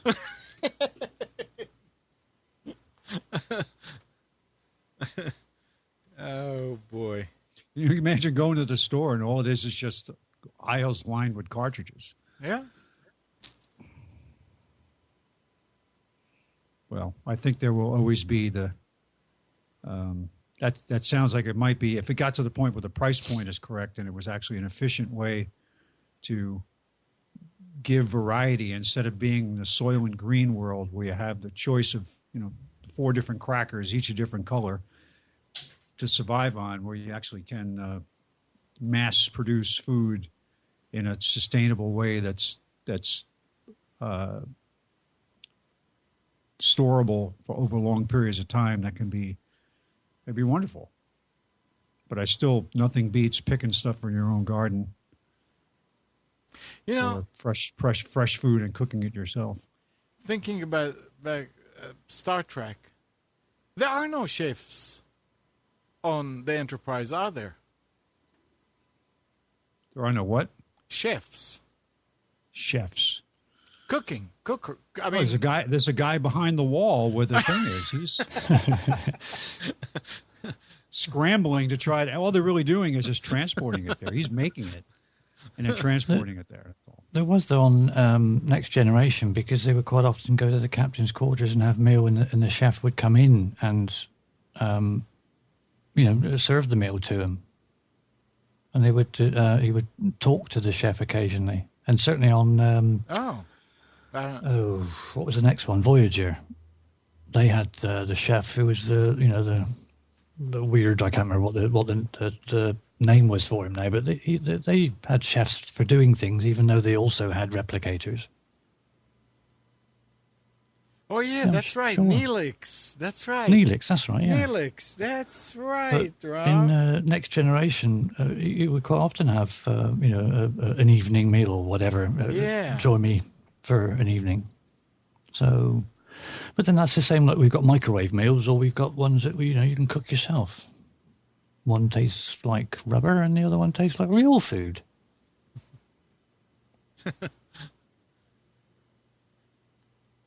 That's right. Spence, do we have specials? And Nick, do you have something to say? I mean, you look like you got ready to say something. No, we do. We have specials. Spence? Yes, sir. Do we have specials? Yes. Okay. But I'm not going to do them. All right. He's going to keep us in limbo. Depress anybody. The website and several Twitter accounts belonging to the Financial Times were hacked on Friday by the Syrian Electronic Army in a continuing campaign that has aimed at an array of media outlets ranging from the Associated Press to the parody site The Onion, according to a claim by the so-called army. The Syrian Electronic Army said it seized control of several Financial Times Twitter accounts and amended a number of the site's blog posts with the headline, "Hacked by Syrian Electronic Army." Hackers used their access to the Financial Times Twitter feed to post messages, including one that said Syrian Electronic Army was here, and another that linked to a YouTube video of an execution. Both messages were quickly removed. Nobody says that anybody changed the password or that they took steps to fix the problem. Well, one thing it does hint at, which I find rather strange, certainly for large organizations like that, is that it hints at they hacked into several, which gives the impression that maybe they were using the same password on different accounts. Very possible, absolutely. Which doesn't... I mean, if it's a large corporation like that, you can't imagine that they would use the same password for more than one account. But, hey, who knows? Right, because most of them have policies about it. Yeah. Right, Spence? So, to me, that sounds a little bit on the fishy side. It doesn't sort of quite ring true, perhaps. Well, look at how... we're only getting bits of the... Look at how Nortel got hacked because of sloppy... password practices corporately. They found out the last couple of years that Nortel was in existence that somebody had hacked into their servers and was stealing trade secrets and all kinds of things like that. But that was probably several years ago. It was going on. They didn't even detect it. That was probably several years ago, though, wasn't it, Spence? Oh yeah, it was several because Nortel went defunct in 2009. All right, and it came out. I think it was after the company actually broke up that it came out that they had been hacked. And they were actually, I think they were being brought up on, if there was anything left to bring up on charges for security issues, because not only was information, corporate patent information stolen, but private information about individuals was stolen too. With all this, with this cyber crime, inverted commas again, that we've that we're all enduring, and what seems to be coming up as far as the threats and the scare tactics that most agencies seem to be talking about, I really can't see that anyone with any common sense that has got anything that's worth half an ounce of salt is going to have the same password on more than one account. I know the majority of people probably do. But when it's something as intricate or as valuable as some of these things could be, there's no way in hell they're going to have the same password.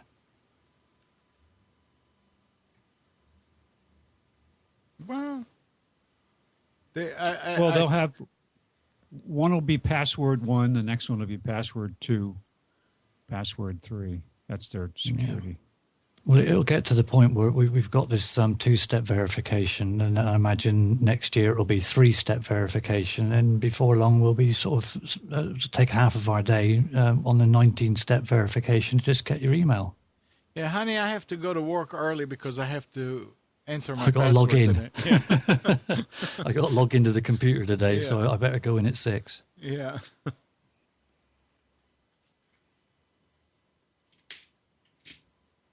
All right, I have some perspective on this anti-Tesla law for North Carolina. Yeah, I was hoping you would. Well, it's very complicated, and I am not taking a position for or against, and you'll see why when I talk about it. I'm not suggesting that the efforts are legitimate or anything. Certainly, these issues are being argued by the North Carolina Motor Vehicle Dealers Association, whatever the name of it is. Right. And what this now, I guess to some extent, let's play devil's advocate. Right or wrong, the sale of vehicles, automotive cars in North Carolina is heavily regulated. And if you think about it, that regulation is not all bad. The government will protect you against some of the things that motor car dealers will try to do to you. And the first one I'm thinking about is lemon laws. There are also many warranty provisions that are imposed on dealers that they can be fined and lose their license to be an automobile dealership if they fail to provide services to consumers that they are required by law to provide. You can go to the North Carolina Motor Vehicle Law. You can see what a dealer is required to do. If you have a problem with a new car and you go to a lawyer who is experienced in this area of the law, that lawyer has already read these provisions in the law and knows what you can and cannot make a dealer do under the statute. So what the point being that the automotive dealers are heavily regulated in North Carolina.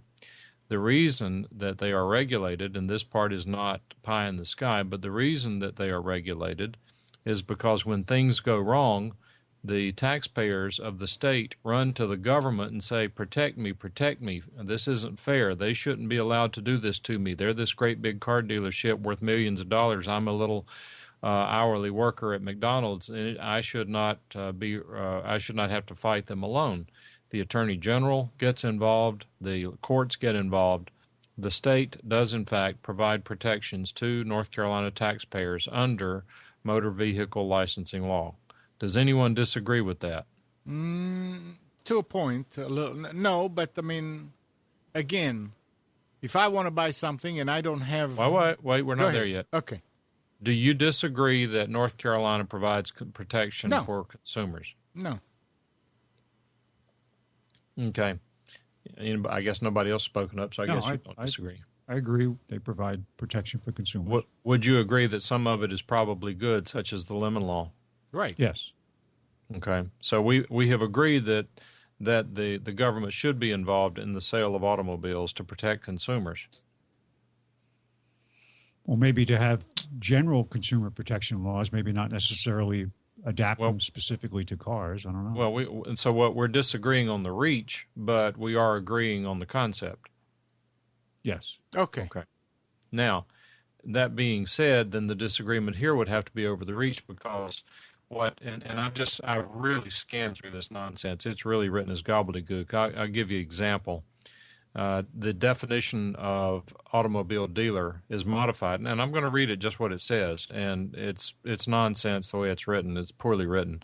It says that a motor vehicle dealer is any person who engages in any of the activities referenced above, which is what you would expect, using a computer or other communications facilities, hardware, or equipment at any location within this state for the purpose of transmitting applications, contracts, or orders for motor vehicles purchased or leased by retail purchasers or lessees located in this state. Now, that's clear as mud. So it would be very difficult to say, what does that mean? Well, it means that you can't order a car online without going through a dealer. Now, again, I'm not advocating anything here. I may be as opposed to this as anyone once I learn a little bit more about it. But what the complaint is that assuming, just for the sake of argument, that the laws have been written to protect the consumer in North Carolina, the 8,000 car dealers in this state have to comply with that those laws. They are bound and restricted about what they can and cannot do. They are required to maintain service facilities, certain inventories of parts, things of that nature, because over time, taxpayers have complained about the poor operation of the dealer, and the state's gotten involved and made them behave. Now, what is the argument in the big deal here is, and where the anti-competitive nature of this bill or law, I don't know if it passed into law. If it didn't, it probably will. But where the anti-competitive nature is, it says that if you are allowed to order a car on the internet, you're bypassing the regulation of dealers who do business in North Carolina. Now, having said that, I will tell you, I'm just going to make a prediction. I know quite a few state representatives, and I'm going to bounce this off of them, and I'm going to ask them why are they supporting anti-competitive activities. And I'll bet you $1 to a donut, and I know which one's going to say it. Mike, if we allow these outside dealers or manufacturers to sell $100,000 cars in North Carolina completely unregulated, while every other car dealer has to comply with all sorts of state regulations, as soon as there is a problem with these cars, they're going to come running to us wanting to fix it. Why don't we fix it? Why don't you take care of the people here? We elect you to go to Raleigh to protect us. We've got all these people with $100,000 cars, and you're doing nothing to protect us. And this is just absolutely wrong. It's an abrogation of your responsibility. You all need to be voted out of office. I bet you that's going to be the response. So So what I would say is that if somebody says, "Okay, Mike, you're really missing the point," I would say, let's do one of two things. Let's either be consistent in the application of the laws to automobile dealers, or let's get rid of the regulations. I could be convinced to do either one. Any of that make any sense? Yes. You say I think most lawyers work against their clients. You know, you and I have been in chat and been connected for a while. I'm a lawyer, and I absolutely disagree with your comment and think it's quite unfair. Maybe where you are they do it, but here I know so many people who work themselves to death and rarely get paid for their time fighting a system. I think the government works against its taxpayers, and quite candidly, most lawyers will work against the government being able to do that. So, well, most and all, I understand, but I disagree with your characterization of most. You may be right. I just don't agree with you. Comments? No. If the company, and the way that I understood it, the reason why they don't have dealers is to keep the cost down. If the company is deciding that we are not going to have dealers because then people will have to pay $120,000 for the $100,000 car, there's merit to that. As far as the protection, so what do you do when you go to Virginia and you buy one? In Washington, D.C., you can buy one. No, I mean, you go to Virginia, you live, you can buy cars on the internet. Yeah, but not new ones. They're typically delivered, when you buy a car through the internet, it usually is delivered to a dealer. A new car. Oh. Used cars all bets are off. There's no, aside from just fraud protections and things like that, there are no lemon laws for used cars. Tesla needs to go ahead and drive the car for 200 miles, and all the cars There are ways around it. I mean, that doesn't mean you're not going to be able to buy a car. But what it means is that I either be consistent and regulate everyone the same, or throw out the regulations. Well, I'm just having a look on, excuse me, on the web, because I did read something about this earlier this week, and I can't find what it was, so I just did a quick search, and looking in the Miami Herald, hark at me, I sound like I'm all international, don't I? It's saying that where are we? Nearly all states, 48, require manufacturers to sell their vehicles through dealerships to ensure that companies don't undercut their own network of franchised dealers, according to the National Automobile Dealers Association. Tesla says it's cutting out the middleman by allowing people to view options in a showroom, but then ordering the car direct from the company online rather than buying from a salesman. So that's what it is. They're just worried about them cutting out the middleman again. What's the betting? That's predominantly what the problem is. It's cutting out the people who generally get their cut. Like it is in so many other things. It's nothing to do with necessarily the safety and the things going wrong and people being able to complain. It's about the people that are getting their cut down along the line when they're trying to go direct. So where does that person go then to get their Tesla serviced? Well, they would have service departments, but they just don't have a sales showroom. That's all they're doing. They're allowing you to select the options and everything else you want, but not have dealerships. They'll have service departments and things like that, but they're trying to cut out the middlemen as far as the having to go through franchises and things like that, which I can see to a certain degree because, yeah, fine, that has worked. But equally, I mean, I've got a Volkswagen, so in our town we have a Volkswagen main dealer, but we also have independent Volkswagen service centres. Right. That specialise in Volkswagen and VAG, Volkswagen Audi Group, but they aren't, if you like, licensed from Volkswagen as a company. You would go to Volkswagen main dealer for that, and they're not limited. I see Right. the main exposure for people here is that, yes, they can buy a Tesla today. Those service locations don't exist. They will not exist until the volume of cars reaches a point where that's a profitable business to service those vehicles.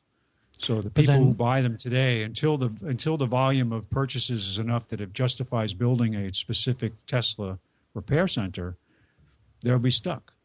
But then you're assuming that it needs a specific Tesla service center. If it's not like a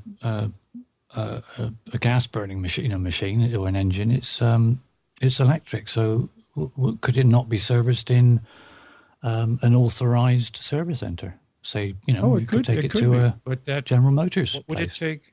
What sort? I'm just trying to throw the other curve on this. Is that you think about it? In order for that person, what is the acceptance criteria for a service center? What trained technicians do they have to have? What kind of parts do they have to stock? There's all kinds of requirements to get them certified to work on that particular vehicle. Yeah, I think that they're trying to jump the gun by saying, "Look, hang on a minute, we don't want you selling direct." But they need to look at it as in a broader picture for the term of the ownership of the vehicle, not just the initial buying of it. They need to look at the whole thing over a period of years. What can you guarantee for the consumer? I think that from a price perspective, I know that people would think by eliminating the middleman that they're going to save money, but that isn't necessarily the case. They may save. There may be some things that they could save on, but I bet it's made up in transportation costs or something. There's going to be something in there you won't know what it will cost to buy it locally. You'll just know what it costs to buy online.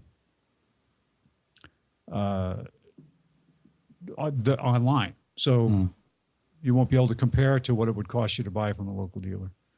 I'm not saying I like dealerships. Believe me, some of the worst experiences of my life have been to go to buy a new car, which I just don't like doing. Well, car salesmen hasn't got a very good reputation, have they? No, they don't. They don't. And buying a car on the internet where you are negotiating with somebody in an email or through a web page or some other entity is much more desirable than sitting in an office waiting for somebody to walk back and forth to the so-called sales manager to say, well, let me see if I can get him to these terms. Can you imagine the arrogance of a Tesla dealer knowing that they have like monopoly on a certain area and people have to come to them and all that? While under warranty, I can see that there could be a problem, but once it's out of warranty, then, like with any other car, you can take it to any garage you like. Yeah. Or, sorry, any service center you like. We call them garages over here, but yeah. Yeah, independent garage. Yeah. It's, under warranty, yeah, I can see there could be a problem, but has anyone looked into that yet?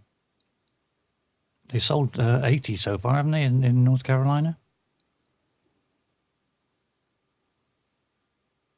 Look what Tony is saying. He said, I have a friend in Raleigh that bought early Tesla Roadster. They provided transportation of vehicle to nearest service center and loaner car. So what's a service center in North Carolina? What does that mean? I did read somewhere that Tesla guaranteed that if you needed service, that it would give you a loaner vehicle of equivalent or better, what do they call it? A level of trim, if you like, or model than the one you've got while yours is being worked on. But they're talking here about Tony is mentioning a Tesla service center. He says there's one in North Raleigh. I don't understand. Does that mean that it's an extension of Tesla over here, or just somebody who went and got certified by Tesla? I'm wondering what it is. Don't know. But, okay. I did read somewhere that he would, he would guarantee that whilst it was in service, you would get a loaner vehicle equivalent to what you have or better. All right. Yeah, Tony's saying it's Tesla. Interesting. It's got a location in Raleigh, Westgate Park Drive. Call to make an appointment. It's a completely different way of selling and dealing with cars, which has been stagnant for how many decades. So fair play to them for trying to shake it up, but they're going to get curtailed and stomped on because it's too much of a change for people to take all at once. They also have a mobile van, service van, that will go out and make house calls. Well, I see Mike's point about buying it without the protections of the normal consumer protection. So I understand that point, but it could be that there just was such a strong lobby of dealerships in North Carolina that they said, "No way, Jose, you have to have a dealership here." So, there's a lot see. going on. It'll sort itself out. What I've learned, Spence, is that there is a major battle going on in the state right now with regard to the major automotive manufacturer dealers versus independent dealers. They're all trying to put each other out of business through state regulations. As in the scheme of things, apparently this part of the regulation is small potatoes.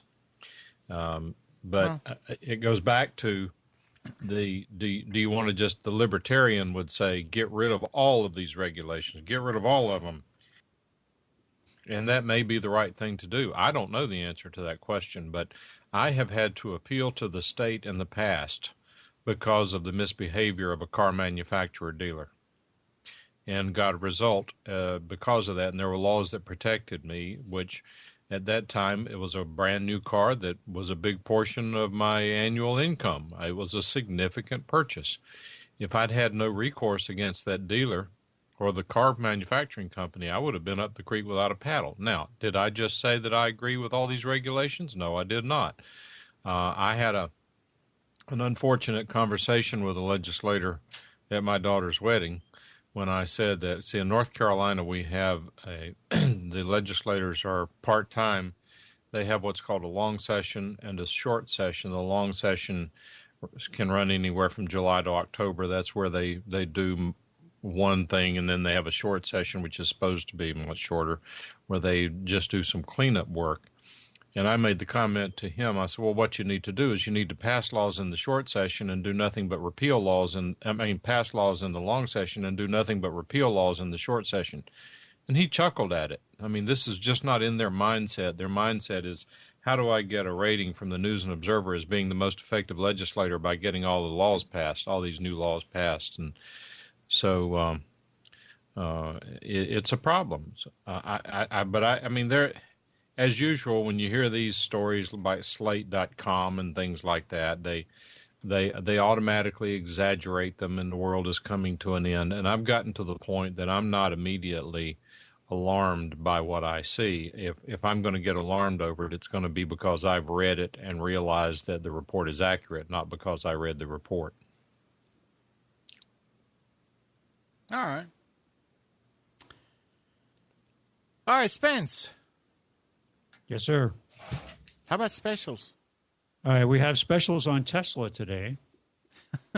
Let's see. If you would like a Model S Performance, it's if you get the tax credit, it is only $88,577.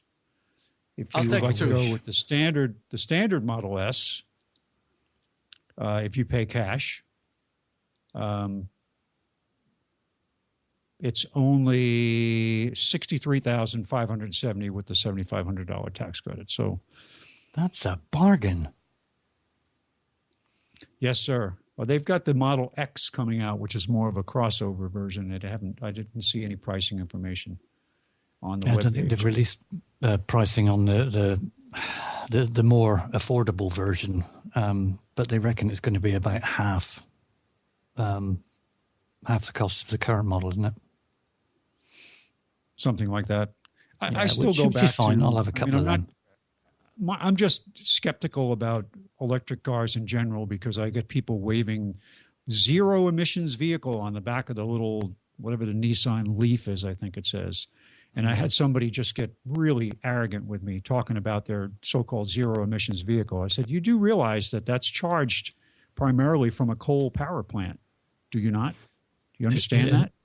It annoys me as well because the said, amount of money that is not spent in a green way in actually manufacturing and producing the car is massive in comparison to a normal car. So that really annoys the crap out of me as well. Not only the fact that they're being recharged, as you say, in prime time from coal-powered power stations. It's the whole situation, I think, is just ridiculous.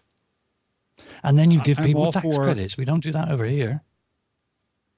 I'm all for going into something with your eyes open. I just don't like the idea that people blissfully ignorant of what's happening. I've no doubt that electric cars are going to play a role in the future. I hope these new technologies, the super capacitors and these new fast charge batteries and all that stuff happen, because I would love to own an electric car that actually made sense. I would buy one. I just it's too don't early see it yet, isn't it? The whole infrastructure and the whole way it's gone about needs to be really streamlined and thought about in a more green way. Then yes, it will probably become green, but at the moment it certainly isn't. Okay, that said, let's do some specials. Can we have the proper here. Specials now, please? Yes. Oh, what happened to my background? Sorry about that. Looks like my all of my settings in XSplit have gone. You're fine. You're fine. End. No, but it just looks all black here. Let me That's all right. There we go. Oops, I'm invisible. There we go. All right. Starting with Tiger Direct. 32 gig SD card, micro SD card, or flash card, $16.99. They have monitors on sale, 22-inch Acer for $99, 16-inch for $69, 20-inch for $89. They have a TrendNet N300 wireless router for $24.99.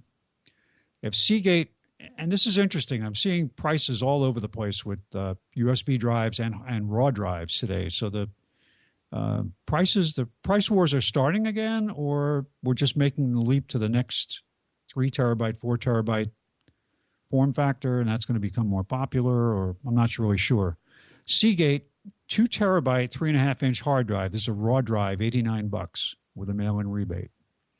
2.5-inch, 500 gig Seagate hybrid drive. This is the one that's a combination of flash memory and a spinning disk, $79. 128 gig SanDisk solid state drive for $89. 15.6-inch Asus AMD quad-core laptop for $379. Lexmark printer in the consumer space again. I was really surprised by this. I didn't realize they were making printers for anything other than the business market. Mono laser all-in-one printer scanner, fax copier with duplex printing for $179. It's a little on the steep side, but it is a laser. So Lexmark is back. Interesting. 2,000 VA battery backup unit for $149. CyberPower 1,000 VA battery backup unit for $109. And they have the TrendNet Ethernet Powerline adapter kit for $49. That's at Tiger Direct. At Best Buy, they've got a 50.6-inch Dell laptop i3 processor for $369. They've got an 11.6-inch Asus i3 touchscreen. This is a Ultrabook, $449. They got a Brother wireless inkjet printer for $59. That's $40 off. CyberPower 625 VA battery backup for $49, save $15. Logitech MK320 keyboard and mouse combo, $29. That's $10 off. And here we have another example. Seagate Barracuda 1 terabyte internal hard drive, $69, save $10. That's at Best Buy. Staples has clearance on Lenovo i5 desktop. This is 8 gig of memory, 1 terabyte hard drive, $479. Seagate Backup plus USB 3.0, 2 terabyte drive, $89, save 20. 3 terabyte drive for $129, save 10. 4 terabyte for $179, save 10. And they also have the equivalent Western Digital MyBook USB 3.0, quite a bit more expensive. I guess this is now the new normal price because this does not state that it's on sale. 2 terabyte for $119, 3 terabyte for $139. I use the 2 terabyte version, Western Digital. Happy with it so far, although the software could be a bit better. Tends to omit backing up not locked, but files in use, related to Outlook. It can't get around it for some reason. It does fine with other programs, but for some reason it cannot back up an Outlook PST file if Outlook is open. Office Depot, wireless brother mono laser with duplex, $109, save 40. Seagate, portable USB 3.0 hard drive for $69. That's a 1 terabyte drive. 10.1 inch Asus quad core tablet with Android 4.1. This is $279. That's $20 off. Asus i5 touchscreen Ultrabook, 14-inch, $599, save $150. That's at Office Depot. And finally, at Office Max, Western Digital 1 terabyte portable USB 3.0, $79, save $20. Kingston 32 gig USB drive for $17.99. 23-inch LED monitor for $129. 24-inch for $149. Viewpoint Wi-Fi scanner. Now, this is a scanner that has requires an SD memory card, but will do a scan, battery powered, and then either upload it using the USB cable or using Wi-Fi to your PC. It's $89, save 10. Could be handy in certain situations. 8 gig verbatim USB drive, $599. 16 gig for $999. And this is the price buster of the day. If you're in the market for a really cheap laptop for browsing, email, whatever, 15.6-inch Toshiba satellite with an AMD E1 processor, $209. That's $190 off the regular price, and that's at Office Max. It has a monitor? That's a laptop without the monitor, yes. It's just a keyboard and a base. You have to plug it into something. That's it? So I guess it's just a clearance. And that's it. Yeah, not a lot of exciting things out there today. Or exciting prices. Oh, well. Although Tiger Direct had a pretty extensive ad. The last few weeks they haven't had ads delivered in the paper, which is interesting. But today they did.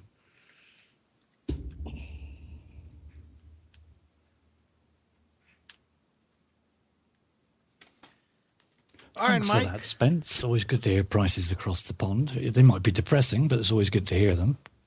Yes, but ours don't include free health care yet. Oh, it's built in. It's built in. It will be cheaper. It will be built in. Yes.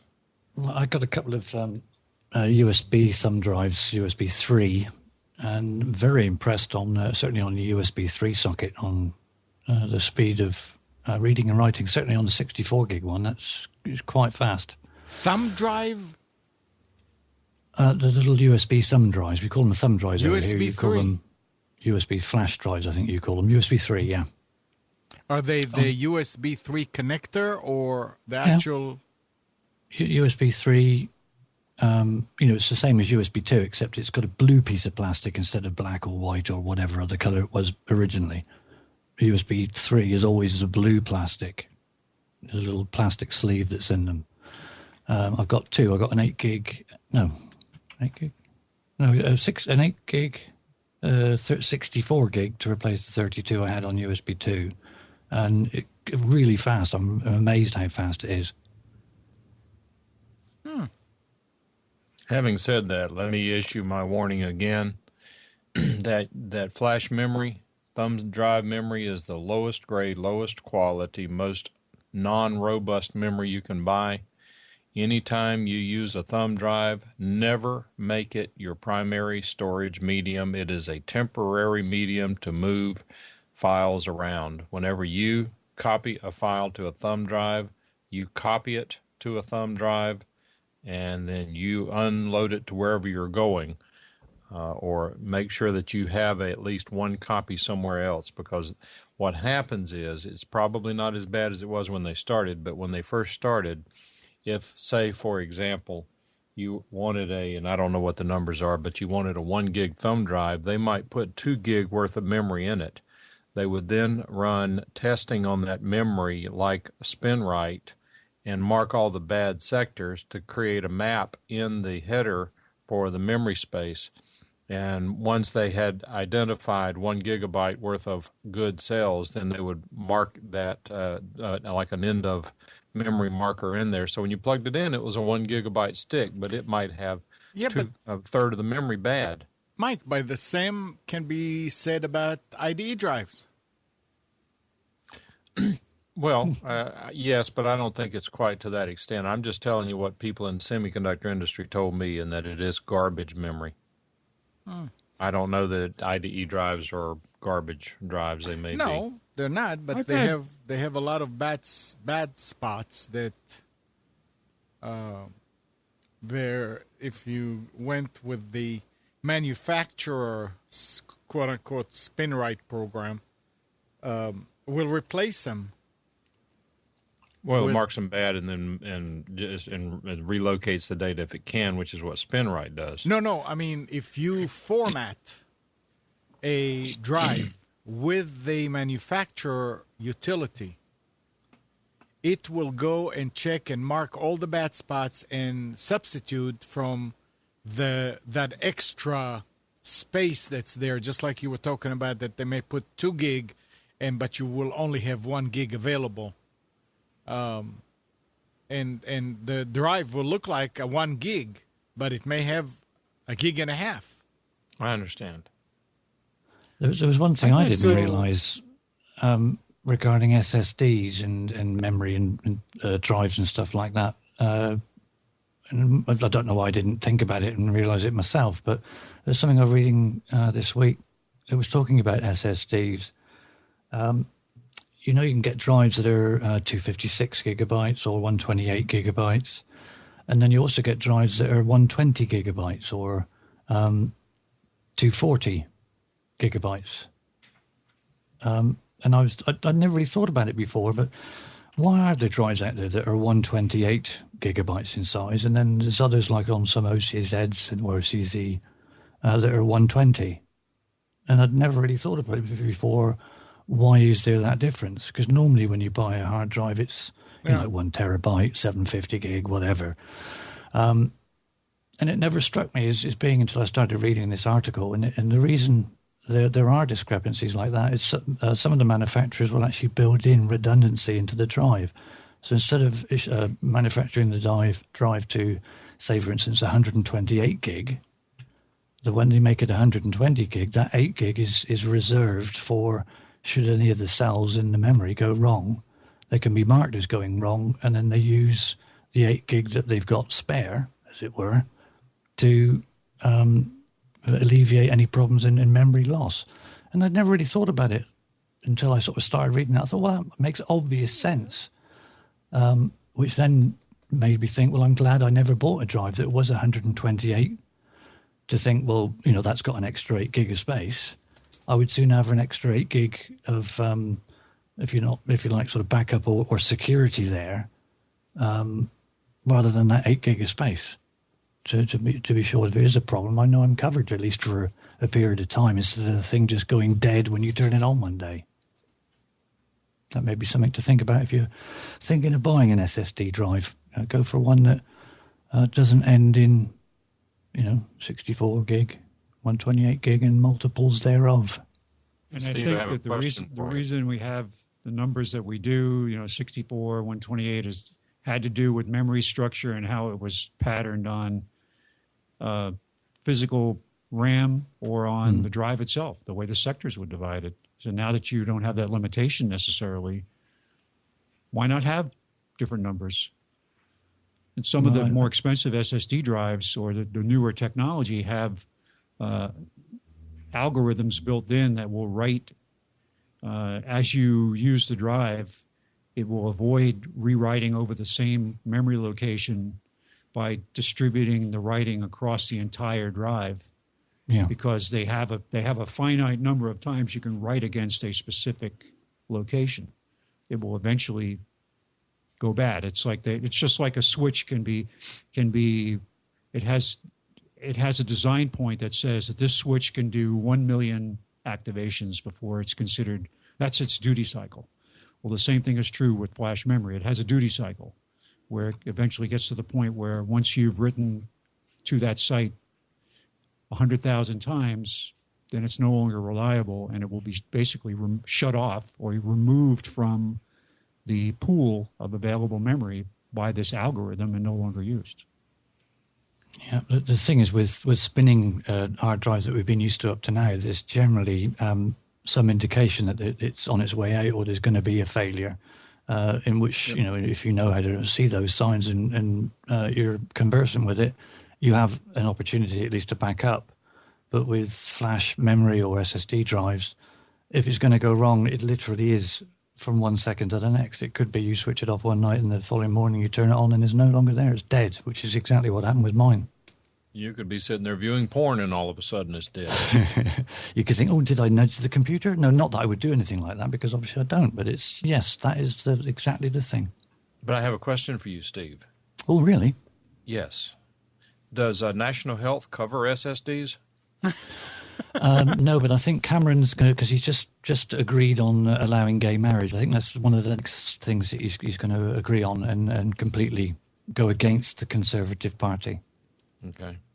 No, Mike, that's STDs. Oh, I was just wondering.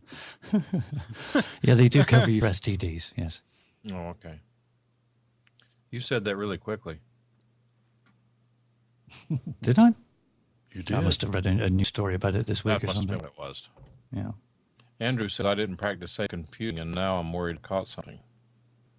Well, you probably did if you didn't. Never mind. You don't have a condom on your computer? Yeah. I saw a funny video clip the other day. I don't know where. I was on YouTube looking at something else, and at the end you come up with just a splash of other splash, not the word. Loads of other videos, all about 12 videos or something in a sort of a framed box. I can't speak here, and one of them looked like a car driving along. I thought, oh, that might be good. It might be some idiot messing about in a car or something. But it was somebody driving along the freeway, and they put a condom out the window. And it obviously blew up to this enormous great size before it popped. And I just laughed my head off. I thought it was so funny because I didn't anticipate that was going to be showing. It was just funny. Was it funny? Funny. Amusing. Brad asked in chat, how many people actually use safely remove hardware when taking the flash drive out? I do 100% of the time. I do also. I do, but all too often it will say, certainly on the older USB devices, this drive is in use, please try again later or stop whatever is using it. And I have found it to be sometimes the browser that's for some reason is the thing that is got a lock on it somehow. And that really is frustrating then, because if you're browsing and doing something, you think, well, it's nothing to do with the damn browser. Why the hell have you attached yourself to this USB drive, which is like a whatever? Well, there's nothing to do with browsing. Windows Desktop Search and other search programs will also do it when you can't see it. It's annoying. Stop it. But if I'm shutting down a USB drive, a physical drive as opposed to thumb drive, if I can't get it to shut down with the icon in the lower corner, I actually shut the computer down. Best not to pull it out. I've had enough problems that if I can prevent one, I'm going to prevent it. I think majority of USB drives are designed for speed, isn't it? So that it doesn't transfer the whole lot all at once. So it kind of, when it appears that it's finished, it's actually still writing to the drive in the background. So Well, it if you still do, has data in a buffer, and it's waiting for that buffer to fill to write it to the drive. Whenever you force the shutdown or disconnect, it then takes the information in that buffer and writes it to the drive. If there's nothing in that buffer, then when you unplug it, no harm, no foul. But if information in that buffer has yet to be written to the drive and you unplug it, you just lost that data. I apologize. Sorry. Yeah, that is that's exactly right. I was just trying to simplify it for people that perhaps weren't computer literate. As I understand it. Now, but I've also heard that that's not nearly the case that it used to be because computers are so much faster naturally now.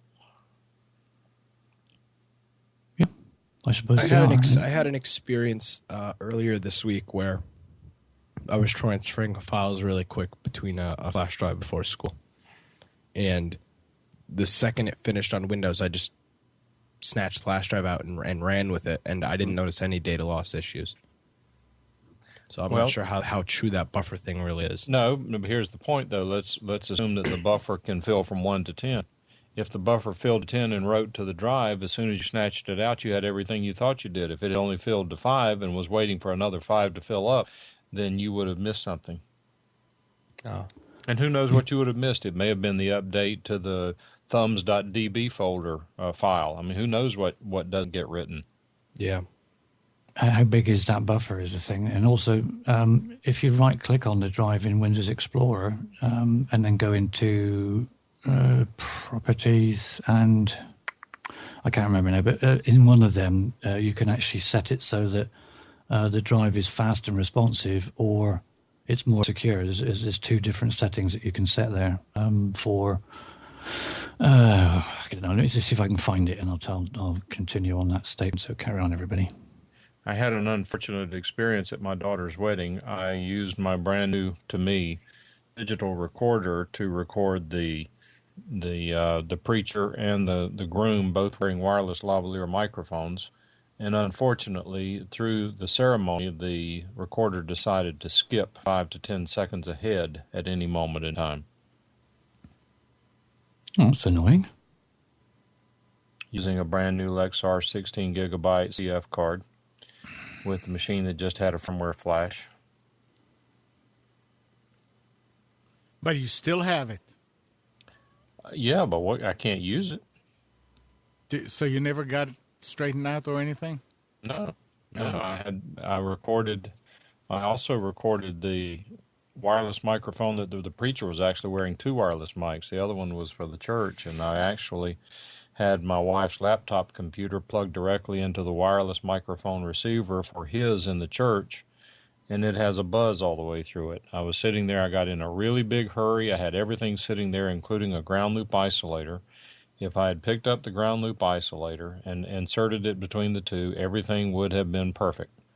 But it was not, and so I've got a guy and a buddy in a recording studio who's going to do the best he can with the recording with the buzz in it to try to get rid of it. It's really infuriating considering the importance of the day. It is, and what's really infuriating is that I had triple redundancy and not anything actually was perfect. Okay, what I was referring to on the drive is if you go into the properties, and then you can select write caching policy, either enable write caching on the drive, or you can turn off Windows write cache, which makes it a lot more secure, which means you can't remove it, or it won't tell you it's removable, whatever. It writes in, if you like, in real time without buffering, so it does slow it down, but it does make it more secure. So you've got write caching policy is what it is.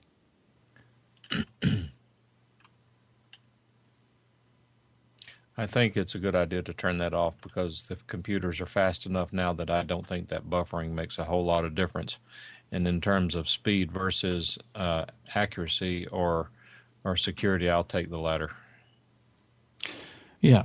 I never move anything anymore. I used to move things from one drive to another once, I'd done what I needed to do with them. I never do that now because if something does go wrong and your power blips, it could be in the middle of moving just that really important document that you don't want to lose.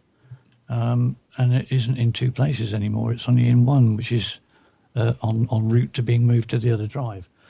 So I always copy, and then once it has copied across and it's all okay, then I remove or delete from the source drive. Not worth taking a chance. All right, let's shift gears here just a second. I have a question. This is not political. It's more of the type of we were talking about earlier with the Tesla thing, but there are two issues that local retailers really complain about here in the United States, and I think they are both legitimate concerns. I'm not taking a position. Every time I say I'm not taking a position, people don't seem to hear that because if I think about it, I'm happy to take one, but I'm not taking one on this one. But the two things that merchants complain about are, A, it's unfair that local people can buy on the internet and not pay sales tax when if you buy at your local store, you have to pay sales tax. That's the argument. The second argument is that the local mom and pop shop can't compete against Walmart, Kroger, and the major national retailers. Again, is that a good thing, bad thing? Is it right or wrong? I'm not taking a position on it. But here's an interesting situation. I'm looking for a particular item that is not available in local stores. It is available on Walmart's website. I'm looking at it. They have them in stock apparently in their warehouse, wherever that may be. Walmart has a policy whereby these certain items they will ship to you for 97 cents each. Okay, I can't drive over to the Walmart store for 97 cents worth of gas. Highly unlikely, certainly if time's worth anything. So I don't object to paying 97 cents shipping on anything if it's not available locally. Second is that since Walmart has a presence here in the state, anything you buy on the walmart.com website, you have to pay sales tax. That's just the way it works. However, this item is in stock for an extra $10. It will be here Thursday, or the standard delivery is it'll be here on June 4th. Now, if it's hard to feel much sympathy for Walmart, but what would motivate a company like Walmart under the present economic environment to take 10 days to deliver goods that are in stock in their warehouse? What is their logic and thinking behind that? Probably isn't one. It's Do you just need their it way of making money. Do you need it quicker, Mike? I do not. You don't need it within the next 10 days. No. So then it's not an issue. But if you did, then you'd have to fork up $10. It's a pedagogical question. It isn't down to that. It's down to the deals they have with the courier and the people that are delivering. It could also be that they will set an expectation that's further out, but the best way to exceed people's expectations is to 10 days delivery, but it comes in 8. Oh, well, that was better than they said. That always happens with me with stuff that I buy from Amazon or eBay. It'll say 3 or 4 business days, and it's here, and sometimes 2. I don't know whether it's the same in the US, but in the UK, on a lot of sites, you can get free shipping if you select the within 3 to 5 working days option. Within 3 years. Well, yeah, it is, but you can also pay for next day delivery, for delivery in 2 days, or delivery on a Saturday. And it's just the deal that they have with the couriers and the people that they use to actually deliver the items. Okay, but to play devil's advocate with that, Eiffel says it's their logistics. They are so huge. If they are so huge, look, if I were Walmart and I were the manager of their online, the part of their business, I would be hard pressed to have something take more than 2 days to get delivery. And if FedEx or UPS said, "Oh no, we're not going to do that," or USPS, we're not going to do that, I would have to very seriously look at finding a plan B. I mean, I'm not easier said than done, but it just seems to me that a retail store that has 10-day delivery for something that is in stock, which if they would ship it by mail or if FedEx ground from Arkansas to North Carolina, 2 to 3 days tops. The only thing I can figure is they must not.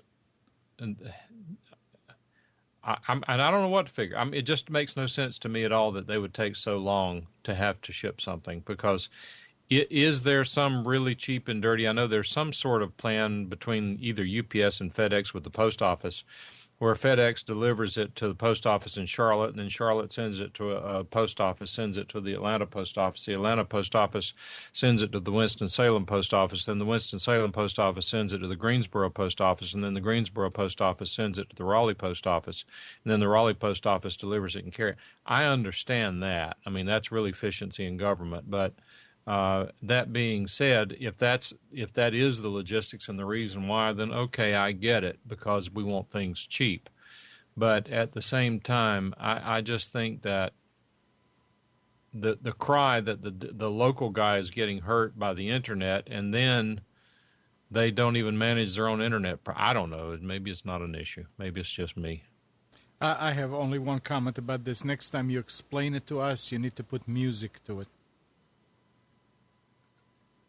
Well, the good news is I've got so much going on that once I order it, I'll forget about it anyway. So when it comes in, it won't be a big deal. Let me. I mean, I don't want to change. If somebody has any other comments about this, it's down to more factors than you think. I think there, Mike. Having worked in retail stores, certainly here in the UK, we had back a few years ago, back in the 90s. We had a courier, a very secure courier back then called Securicor, which also delivered parcels as well as picking up cash takings from large Walmart stores and things like that. Secure operation.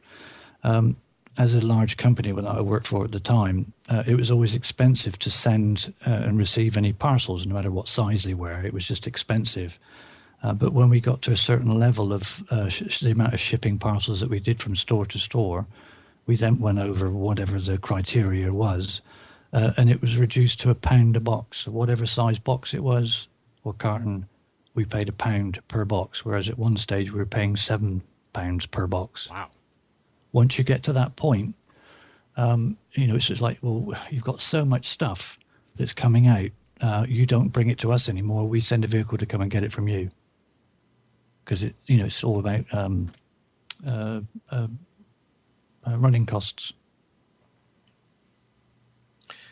Well, I think that certainly shipping costs, and if you don't think they're going up, you go over to FedEx and just try to ship something. I shipped back a microphone to a company, and it cost me like $10 to ship this 1 pound package. Oh, it does. As a consumer, that's where they're making their money. Yeah. But when they're picking up and transporting from one source, they're picking up 30 boxes instead of just coming to you to pick up one. That's they can charge them £1 a box or whatever it might be. But when it's just one individual, that's where they make their money. Talking about shipping, I mean, I had the opposite experience, but it's two things I want to talk about here. In North Carolina, we have a company called CPI Security.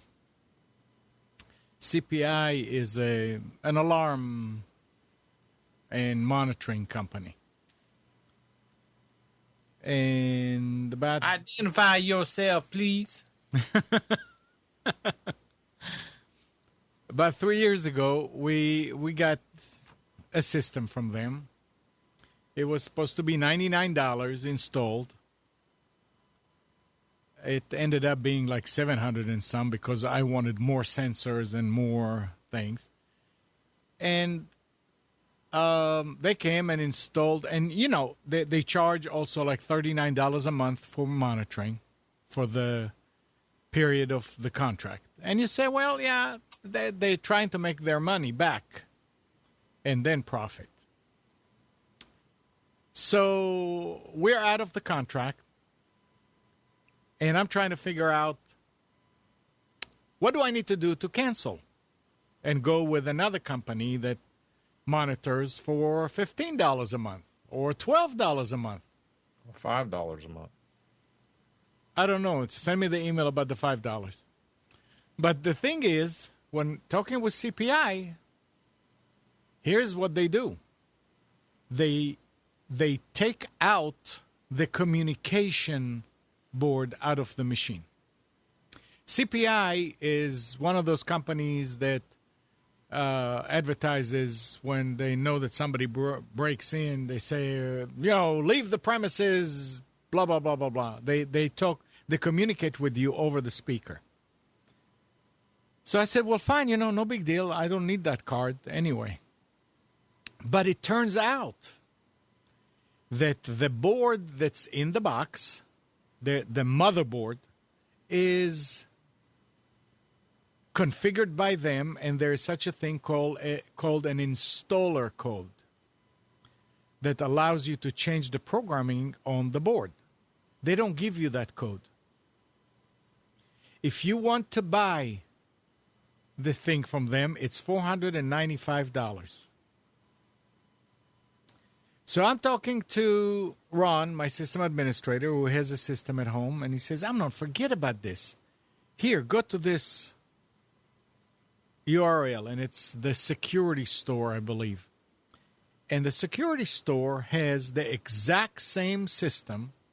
I mean, the main panel, the box, and a pad, and a motion detector, and 3 Windows door detectors, whatever. And the whole thing is $187. And they're doubling their money on that. Probably. I know so. I used to be in the business. So I'm saying to myself, well, that's a no-brainer. So I went ahead and ordered it, and Ron is going to come over and help me install it. I went and I marked all the wires. Then I called again. I called CPI, and CPI is saying, we don't take the main board. We take just the communication board. When the first one said, we empty the box.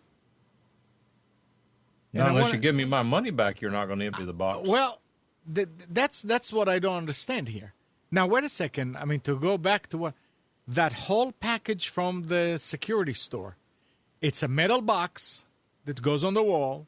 Mm-hmm. It's all the other stuff. He says, and do you want it shipped to you? I said, yeah. I said, how much is that? He said, $695. I mean, it's over 10 pounds. What is the manufacturer's name? It's is it GE. GSC? It's a GE. GE. Yeah, it's a GE. The system is a GE Concord. I can't remember. There's a number, 060 right. Something. But Ron knows how to deal with this system because he did his own. I remember we went to his house when he built it, and we ran the wires and everything. So he says, you'll be able to figure out how to do it. If not, I'll come over there, and in 1 hour, we'll have it up and running. But wait. Yeah. If all they are taking is the communications board, can't you just move the communications board from the new one to the old one? There is no communication board in the new one because the communication board is something that's proprietary to CPI. That's the one that they talk to each other. But the main board is one that I cannot use. They leave it, but I cannot use it because it has their codes on it, and they will not reset it or give me the installer code to reset it. Yeah, there's some guys out there who will give you the installer code. I don't know. The bottom line is $187 is fine. I have an extra pad. I have an extra this if something happens. And I don't need to deal with CPI. I agree. But it's $695 to ship the whole thing. And I'm saying, boy, they could have asked $20, and I would probably say yes. I mean, I'm not going to travel. I don't know whether I'm in California to pick it up. What kind of question was that? Do you want it shipped? But $695. When they asked me that, I said, no, I'll eat it here. So that's nice. And what I'm going to do is I marked all the wires, and I already planned it. I said, well, now that I know how this company is working, I'm going to stay right there, get my AR-15, and stand right next to him and say, you don't cut one wire. I paid for all this stuff.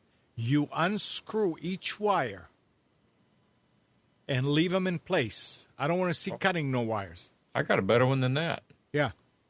Take it out, and when he comes over, hand it to him. Oh, that's what I was starting to say. What I'm going to do is I'm actually going to get the board, the whole thing, before they come to take it out. So I'm going to replace it myself, do everything, and then just say, here, you wanted it, take it. Now, we were talking earlier about regulation of things in this state. Yeah. Agree or disagree, but you cannot install a burglar alarm for me or anyone Right. else. That's Because correct. to install an alarm in this state, not only do you have to be a licensed electrician, but you have to have a license with a rigorous background check from the State Bureau of Investigation. Yeah, that's to install it. Correct. This or is already- maintain it. Or to maintain it. Yes, sir. I talked Trust to me. a friend of mine who's an installer, and he was saying, if you need help, I'll come over, but he did not mention that I cannot do it. If he's an installer, you can do your own. I'm saying for somebody else. Oh, I see what you mean. Yeah. You can do your own all day long. Yeah, oh, for me to go and maintain it for somebody else. Correct. Yeah, that's true. Yeah, I know it's true. yeah. And it's not cheap to get the certification either, because a friend of mine was trying to. He's working with a locksmith, and they do that kind of stuff, and he wanted to get his own license and do it on his own, and it wasn't easy. I used to have a license. Yeah, well, you should have kept it. No, it was $150 a year, and I wasn't doing Oh. anything with it. Yeah. I can get one again if I want it. If And I then decided to go into that business, I could do it. I'd have to get an electrician's license, but I could go to Wake Tech and get that in a few months' time. Spence, you're going to leave, huh? I am. I've reached my limit. I sent you the video about the Path of the Warrior, right? Yes. I want to play it here.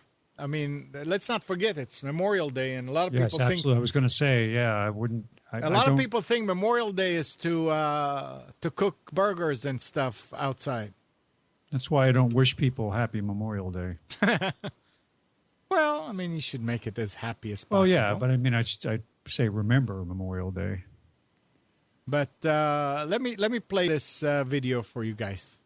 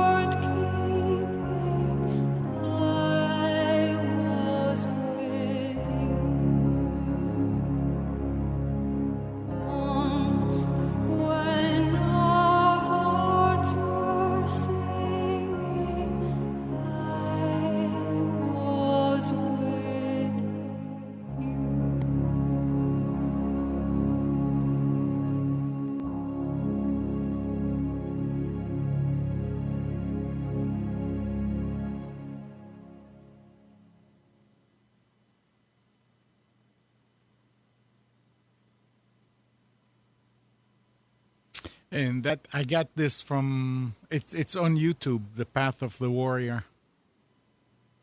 It's really really nice. It says a lot. Well done. Yep. Yep.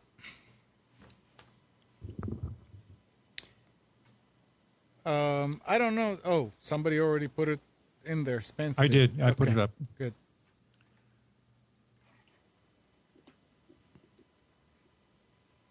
All right. Well, with that, everybody, have a great week. All right, You Spence. too, Spencer. Talk to you. All right. Take I care. will talk to you during the week. Thanks. Yep. Bye. Thank you. Get easier, Bye. Spence. Bye for now. Thanks. Bye-bye. Okay, I've got a little further reflection on my Walmart comment. Okay. Question. If I look at, let's assume that I want to the extent that Walmart is a local company, at least they have a local presence, and that I pay local sales tax for purchasing from Walmart. If I look at a 10-day delivery from Walmart or a 3-day delivery from Amazon who has no local presence, which one am I going to choose? Say that again. If I have a choice of a 10-day delivery from Walmart or a 3-day delivery from Amazon.com, which one do you think I'm going to choose? Oh, Amazon. Well, that's what my comment is. I don't understand Walmart not stepping up to the plate over that challenge. That's a direct problem for people as I was saying, to the extent that Walmart has a local presence within the state and you want to support them locally to that extent. They shoot themselves in the foot by not being realistic and in 10 days to deliver a clothing item. It just makes no sense. Right. Yeah. That's all I was saying. But do they care? Obviously not. Obviously not. Yep. Not until they want to go to the legislators and ask for regulations to keep outsiders out of the business and wah. How's that? Okay. How's So that? I have a question now. All right. I'm in need of some computer speakers. What do you suggest? At a reasonable price. If I were going to buy computer speakers, I would very likely go to a local computer store and look to see what they have set up to demonstrate their desktop computers and see what they sound like, because these things are all over the map. I have some cheap ones that sound great and some expensive ones that are garbage. I have some cheap ones that sound bad, and I have some expensive ones that sound good. But I don't know. I can't uniformly tell you that any one particular brand is better than another. I will tell you, though, that based on my experience, that you can get some really good sounding speakers in the $40 to $50 range. Definitely. Yep. And I would stay away from the $10, $20 speakers. Yeah, that's what I'm looking for, $40 to $50. Are you planning to listen to classical music? No, probably Yeah, mostly Pink just Floyd. voice. What I would do, my advice, Nick, is everything that Mike said, but take a device that you can either connect into whatever it is that's going to play the sound out of the speakers with a track on it or a couple of tracks on it that you really know extremely well. And Okay, how yeah, they sound, on equipment that you normally use. A couple of your favorite tracks, take a connection cable so you can connect it as a line in if whatever device it is, and then listen to it on that, hopefully in an environment where it isn't too noisy. I mean, if they want to sell them, say, well, it's too noisy here. Can we put them in that device over there? Yeah. You're going to give them your money, so take something that you're very familiar with and have it in an environment that you can listen to it properly. It's $40. It's a lot of money.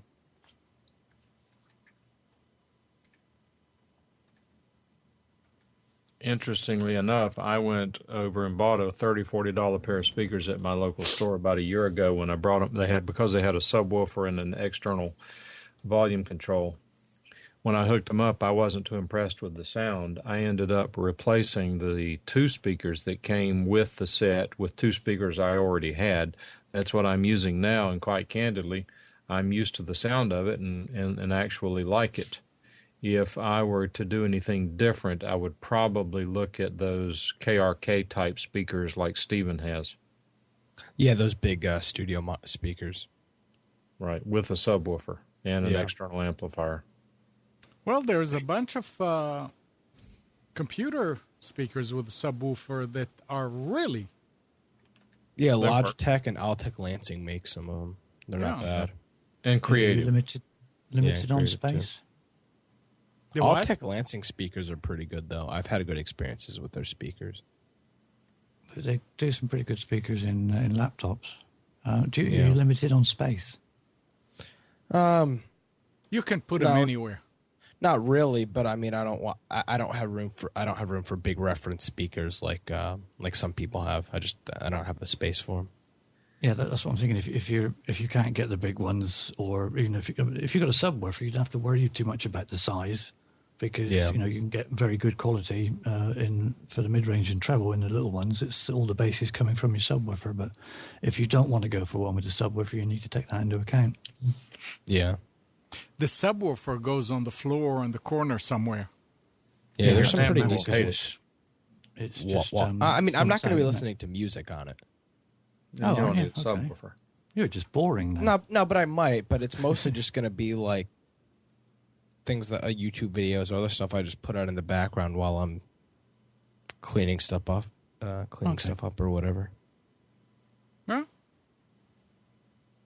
Well, $40 is a good budget for a decent set, I would say. Regarding customer service, we stayed in a Carlson hotel for my daughter's wedding. We were there for like 4 or 5 nights, and we had other guests there in the hotel. And the internet there, as you guys who communicated with me saw, was absolutely horrible. It was anywhere from 300 to 600 millisecond ping time. I could get typically anywhere from 600K to 1.2 meg down, and anywhere from 300K to as much as 1 meg up. But it was totally inconsistent, totally unpredictable. For an hour or two a day, I could actually get 33 millisecond ping time with 1.5 up and down. Naturally, I complained quite a bit, and I got all sorts started on social media. I started out and got responses, contact us. We're so sorry about it. What is the problem? I told them what the problem was. We will make sure management knows about the issue. I said, okay, I'm glad they know about it, but that doesn't solve it. This is very important to us because I had things I needed to download for the wedding and last-minute changes and things. Okay, thank you for contacting us. We will let the hotel management know that the internet is very important to you. And I said, you're not answering my question. I knew they wouldn't, but I want you to solve the problem. You're advertising high-speed internet. That's a joke. You should be ashamed of yourself for doing that. Bottom line, obviously, they did nothing. They were very nice about it. They did continue to respond, but they added 10,000 points to my account, which I have linked to my American Airlines frequent flyer account. So they actually added quite a few miles to my account, which did re-age my American Airlines account so that now my miles don't expire for another 18 months. So the bottom line and what the message here is that if people don't complain about these things, they're never going to fix them. I probably was the only person in the hotel complaining about the internet not working well. I find it every single time I go to a hotel, they always have really shitty internet. I can't tell you the last time I was at a hotel and they had decent internet. I can't tell you. Every single time I go to a hotel, absolutely terrible internet, and they advertise this high speed internet BS. Nobody complains though. It is high speed. The only thing is 500 people share it, and at that point it's worthless. Yeah, but I've proven that's not true. The last vacation, not vacation I went on. We went on a weekend trip to Connecticut, and we arrived at 3 a.m. We left late at night, and then we got there at like 3 a.m. And the internet was dragging when we got there at 3 a.m. Now you can't tell me that 500 people are on the internet at 3 o'clock in the morning. Yeah, that's not likely. You're right. I don't I mean, if you're gonna make me pay for it and give me decent internet, I have no problem paying, for a week or whatever, $20 to get decent internet access, but don't offer free internet access and then have it not be usable. Do you not have MiFi devices or MiFi devices over there? Oh, you do, but they have data limits. I mean, I have one, but it's got 4 gigs of data limit, so you could burn through that pretty quick. How much? Well, I mean, I've recently bought one because it was cheap. Over here, we've got the 3G SIM that you can get. Excuse me, to put in one of these devices, and it's 3 gigabyte of data over 3 months, or whatever runs out first, 3 months or 3 gigabytes. And for us, that was like £10. Yeah. See, it's not as loose over here with that stuff because you have to have a contract with somebody. They don't sell. I don't think they sell the burner MiFi units, and normally I just end up using my phone to tether. Yeah, well, because I have more data on that. That's why they're clamping down on people tethering, isn't it? They trying to kick people off from doing that. Yeah.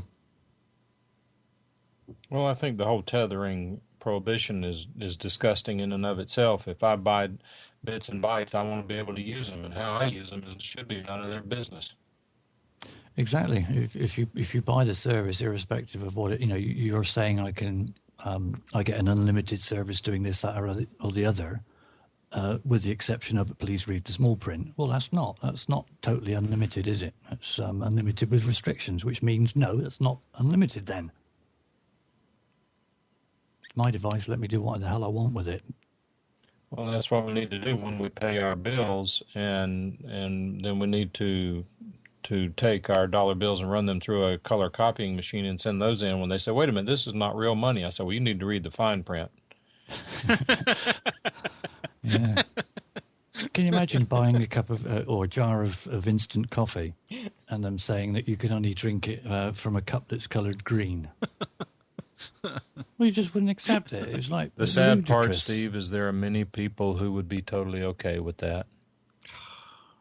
Well, I think it's getting to the stage where it's becoming so pernickety that it's affecting so many people that it's just going to go boom one day, and they'll go, "What the hell happened? Sorry, you pushed us too far." I'm sorry, Dave. I'm not able to do that.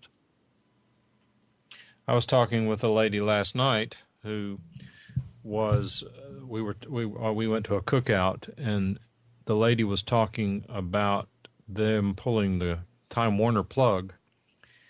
She said that she had always heard that whenever you go over there to disconnect your service, that they do everything they can to try to keep you. They decided to go with just internet and a local TV antenna instead of any of the TV channels and DVRs. She went in to cancel it, and they didn't offer her a thing. They didn't care. Just not one word said. No retention, no nothing.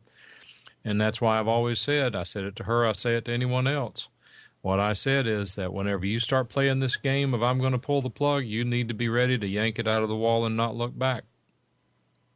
Yeah, it used to have that effect, I'm sure, but it doesn't. It was something I cancelled about a month ago and was expecting them to go, oh, well, we don't want to lose you as a customer or whatever, and loads of offers and things start coming back.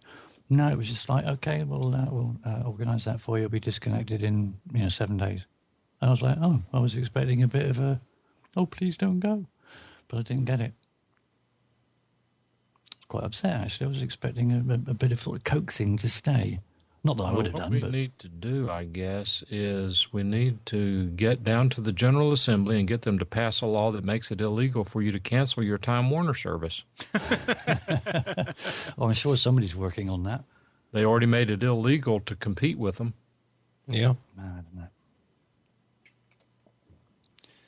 don't know. Cutting out the middleman.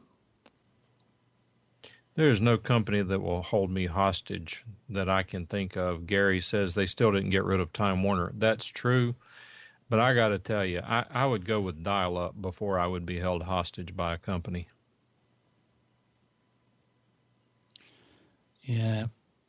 Did anyone see the or read about the Galaxy S4, Samsung's phone? No?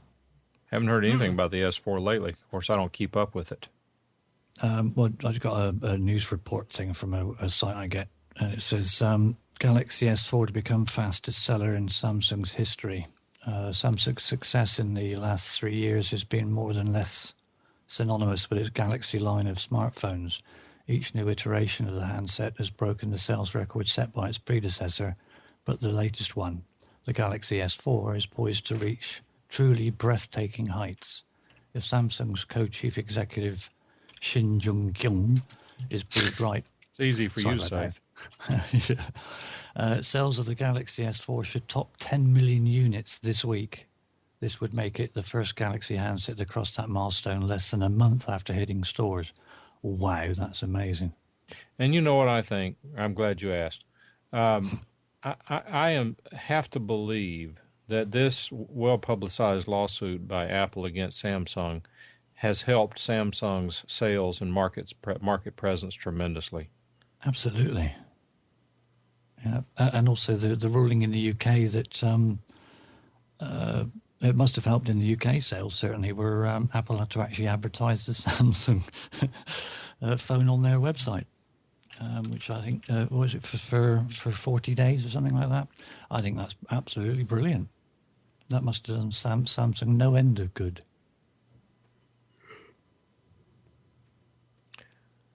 Well, I've still got an iPhone 4. I'm due for an upgrade. The darn thing's still working now most of the time. I hate to have to learn how to move stuff over, learn to use new phones, move things over, and it's still working, so I haven't done anything with it. I probably ought to. Maybe. When's the next iPhone coming out? Well, a couple of months, isn't it? They're apparently Sanken or whatever it is over in China are working full pelt, 25 hours a day. Yeah. Yeah, got all those kids over there doing that slave labor. Yeah, apparently only 4 committed suicide this week. Well, that's a world record, isn't it? Yeah, I think it is. It's the lowest number for goodness knows how many months. Yeah, thanks, Samsung.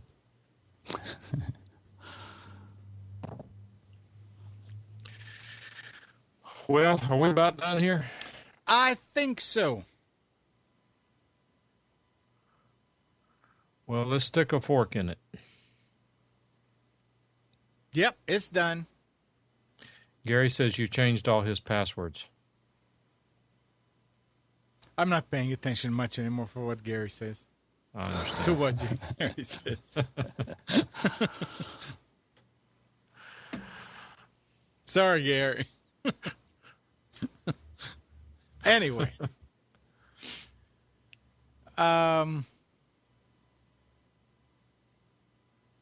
We didn't hear anything from Charles Campbell. He's logged in. Yeah, nothing from Charles. I wanted to know if he got his internet installed okay. Did you guys talk to him last week? I heard him talking on that VidBlaster guy show. Mm-hmm. Seems like he said he did get it. There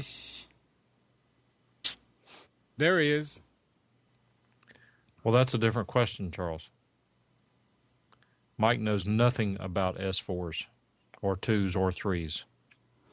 No. Yeah, have a word with Bruce. I think he knows a bit more about them. What have you got, Nick? Have you got an S3? I've got the Note 2. Note 2. Okay. Yeah. Well, now as far as size-wise, S2, 3, 4, are they progressively larger? Yes. They're all progressively. Yeah, they're all a little bit bigger than. Is that good? I mean, it depends. Depends on what you're looking to do. Does size matter? It depends. Again, it depends what you want to do. I'm talking about phones. Again, it depends what you want to do. I'm pulling teeth here. Oh, so they didn't put it. I mean, Time Warner. For me, I do a lot of emails and writing stuff mobily. So for me, having a bigger phone with a bigger screen is a lot easier to type and everything. So that's something important to me, but it's not necessarily for everyone. Yeah, but when you need somebody else to walk with you to carry it, it gets to the point where... See, the phone isn't that big, though. That's the thing. That's what everybody says. But, in all... I mean, you look at this. I mean, I can fit this in every pair of pants I own. I do not have an issue with... it's not falling out of my pocket. It's not too big. I don't have to carry it. I thought it was going to be like that, but it really isn't. And I also have a double-sided case on it too, so the phone really isn't that big. You have a backpack for it? Yes, I do. I carry around a luggage, and the phone is constantly in the luggage. I just wheel it around. So here's my question: and Charles asking the same thing? Is the Samsung Galaxy S4, I guess it is, are they better phones than the iPhone? The voice quality of an iPhone in the United States, the receiving voice quality is terrible. And it's not the iPhone's fault. It's AT&T's fault because they are squelching the bandwidth. They're reducing the bandwidth. Param convinced me of that. So the question is it any easier? The intelligibility on the iPhone is low. And my question is whether the Galaxies or the Samsung phones, are they any better, or are they going to be the same for the same reason? I think they're going to be the same for the same reason. I mean, if it's a carrier issue, it's going to be the same on every single phone. Well, anyone who knows me offline knows that I rarely like to talk on my cell phone. It's just that even though my hearing is not shot completely, there's just something about the ability for me to hear on that phone that it's just not convenient for me to use the cell phone. And I'm the same way. I mean, the quality is just terrible. When you can use something like Skype, why would you use anything else? Yeah, well, you can't always sounds use weird Skype. because Mike, Jorvik, he quite often used to call in using his iPhone, and it was absolutely fine, very good quality on the Yes. microphone. It's just, as you say, if it's AT&T squelching it down, then that's a big shame. And they're never going to change because nobody complains. Oh, sounds fine to me. Well, you can complain, but it doesn't matter because of non-compete stuff. Yeah. Well, I've said it before, I'll say it again. I tend to be a little independent when it comes to these sort of things. If they want to rip out the cell phone network and throw it in a trash can, it really wouldn't kill me. I remember when we didn't have cell phones, and you know what? We got along just fine. Yeah, that's true. It would not be the end of the world. I think for we me. got along much better. In fact, that's kind of scary, Amnon, because I was just thinking the same thing. I'm afraid things were in many ways better. I mean, for one thing, we didn't have people rear-ending others because they're texting in their cars. We didn't have guys in Corvettes driving under the rear ends of trucks while they're texting on their cell phones. Yep. You could actually find out what's for dinner without texting downstairs. And do people strangely enough, really do because that? you didn't find out any of the new stuff that was happening within about 4.5 seconds, the world didn't actually end.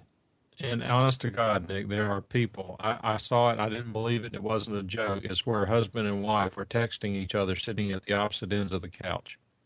Yeah, see, I don't understand that. I don't think I've ever texted anybody that's in my house while I was home. But email is worse than that because I won't get into the details of it, but let's just say that as a manager, I not infrequently have made it a requirement that an employee pick up a phone and call the other party instead of just shooting them an email. Yeah, I prefer talking than Me email, too. but I guess it depends what it is. Like I'm working with this one company right now, and with support stuff, it's a lot easier just to do it over the phone. I mean, you can only get so much across in one email. Well, Talking is much more efficient. right, but it depends on what it is. Like during the day, I don't take personal phone calls during the day. So if Amnon wants to call me during the day, or I have quite a few people who want to contact me during the day, if they do it through text message or email, I can get to that probably within a reasonable time. And if it's an urgent matter, I can take a phone call. But I typically don't take personal phone calls during the day when I'm at the office. So those text messages and emails are very useful because they can be dealt with in due course. But the bottom line is that there are so many people, and particularly, Nick, people your age, who are so totally honest to God. Go to an airport, go to a ball game, and just for a moment look around and find out how many people are staring into a telephone. Oh no, it's bad. It's I see it. unbelievable I had a good buddy of mine. He's the same age as I am, and he travels all over the world. He's in a musical group. And he went somewhere where he walked out, and there was like a vestibule of people, and there are like benches and so forth. He took out his phone, his electronic phone, took a picture of probably 8 or 9 people sitting around, every one of them sitting there doing something on their phone. He posted it to Facebook, and his comment to the picture was, "Something's just wrong here." Yeah, quite often when I go out to pick my father up, go shopping or whatever, nearly every single time I'll see the minimum of one person either walking along while they're punching something into their phone, not paying any attention to what the hell's going on around them. Some of them even with earbuds in, so they're certainly not paying any attention audibly to what's going on around them, bumping into people and all sorts. And it's like, we're just a world of zombies. Like, we may as well we're just robotic. You've got to have constant contact on the phone. It's just beyond belief. When you think back 15 years ago, we actually spoke to each other and paid attention to, birds tweeting and leaves growing on trees and stuff. Nowadays, nah. Yep. I just posted a link in chat to the Rick's House radio show we did yesterday morning. Yeah, talk about it. Well, there's not a whole lot to talk about. I mean, Rick, it's the technology aspect of it is what I like to bring to this group, because it's and Nick can now testify that it's a lot. It looks a lot easier than it is, isn't it, Nick? Oh, for sure.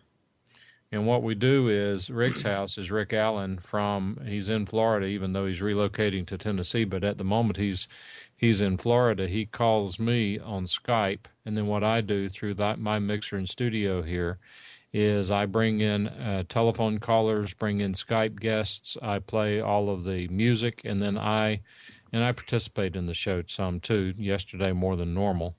And then I stream the show to a terrestrial FM radio station in Tennessee. So it's a true to life radio show with all the clock limitations and things like that. But it's an interesting display of technology. When I was out with my daughter's wedding, Nick was good enough to take over and do it for me, and did a fabulous job.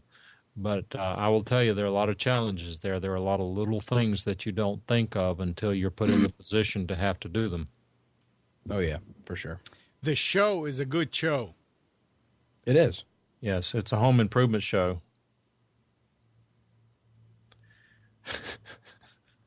Gary, why does Mike have a ferrite filter on his balanced microphone cable?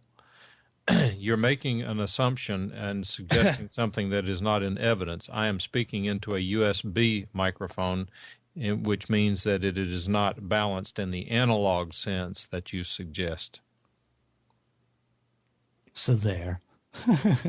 So there.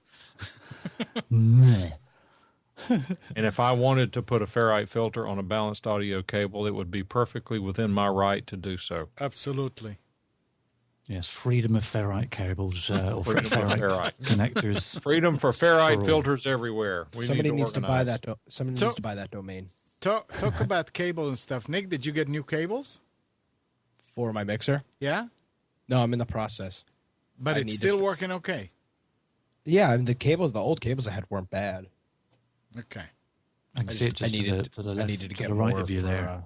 For the show. Green lights flickering as the audio is coming in. Yeah, that's his new mixer there. Very nice.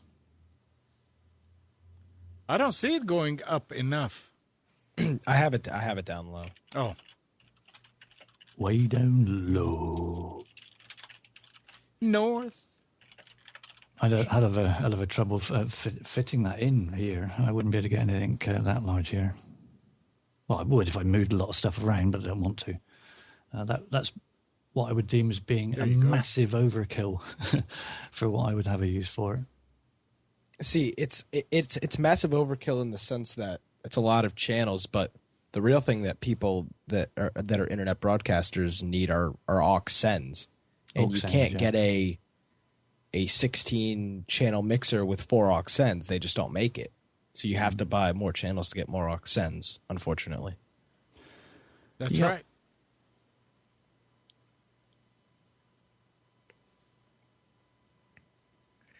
Yep, this mixer I have has 6 aux sends and 2 subgroups, so it's technically I've got 8 aux sends on it, just like That's, Amnon does.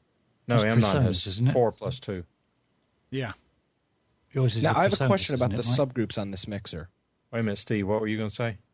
I said, yours is a PreSonus, isn't it? It is 16.4.2 Studio Live. Yeah, what a silly price. Out of the question. Say again? I said, that's just a stupid price, way out of the question for me. Well, I didn't pay that for it, but Go ahead, Nick. Okay, so when I'm Amnon, this is the same mixer you have. When you look at the subgroups and the subgroup outputs, how would you? So if I was to take one of those cheap pair of computer speakers, and I only have a one line input, how would I hook up a left and right subgroup to that? Ask Mike. Don't ask me. that one input to speakers is stereo. You have to break it out to left and right 1/4-inch cables. Now, what if but on those cheap computer speakers, there's only one thing. So you'd have to break it out of that. Yeah, you Okay. have. Yeah. Oh, yeah. I've got some the Sony connector, not quarter. What is it? Eighth? No. What's the size? 3/8? Like a headphone. No, Yeah. the 1/8-inch stereo goes into the speakers. It's designed to be plugged into the headphone jack Right. of That's your what size computer is sound that? card. What size is the one that goes into on the computer? 1/8-inch. 1/8 inch. So I have 1/8 inch to 2 RCAs. If that's the way you want to work it. No, 1/8-inch to 2 1/4-inch phone plugs. Well, I mean, if you want to hook it to a channel, I don't have mine hooked to a channel. Where is it hooked into, Mike? Sure you do. The Sure tape. you do. No, I don't. Because remember, yeah, you do. You have your monitor connected to either subgroup 1, 2, or 3, 4 so that you can create a mix minus in your studio and not have the microphones feeding back into the speakers. No, I think it's the mic. Well, it's hooked to the tape. The tape. Your speaker, no. Your speakers aren't hooked to the tape. If they were, you'd be hearing your microphone come out. Oh, that's right. I'm talking about the speakers that going to the Stitcher thing. Yeah, never mind. Oh, sure. That's a standard. The tape out and the line main out are the same. Right. But you're feeding it through a subgroup output so that you cannot assign your microphones to that subgroup, meaning that everything else in the room, everything else through the mixer goes through the speakers except your microphones so that you don't get any feedback. Right. It's all that is a mix minus. Subgroup 4. Yeah, that's where it's plugged into. And your monitoring is mono, so you're only using 1/2 of the subgroup anyway. Yeah. So it's Okay. it's right below the speaker, right below the lights. Nick, What is? the subgroup 4. It's right below the lights. So this is what I'm wondering right here. When I look at this right here, why is there a left and right for each channel? Oh, because it's 1/5. You shouldn't Right. be using those. No, but when I would, so if I was to send it to speakers, I would have to put left on one channel. Forget those. No, and right on those. mine are all up. Nick, Yes. forget those buttons. They should all be up. You don't ever need to use them. They're for something you don't need. Actually, let me tell you something. Wouldn't I use subgroups for speakers? Nick, Yeah, but that's wrong. Go ahead, Amnon. Nick, from all those buttons that are on that area where the lights here are, Yeah. the only one that's down is the main mix. Nothing, everything else is up. He's looking at different buttons, though, Amnon. No, he's not. looking He's at not. He's looking at the same ones. The No. ones that are the ones you were looking at right now. And 1, all- 5, 2, 6, Right. 3, 7, 4, yeah, 8. and all the ones above it also, all the way to the red ones. Right, but I'm not talking about those.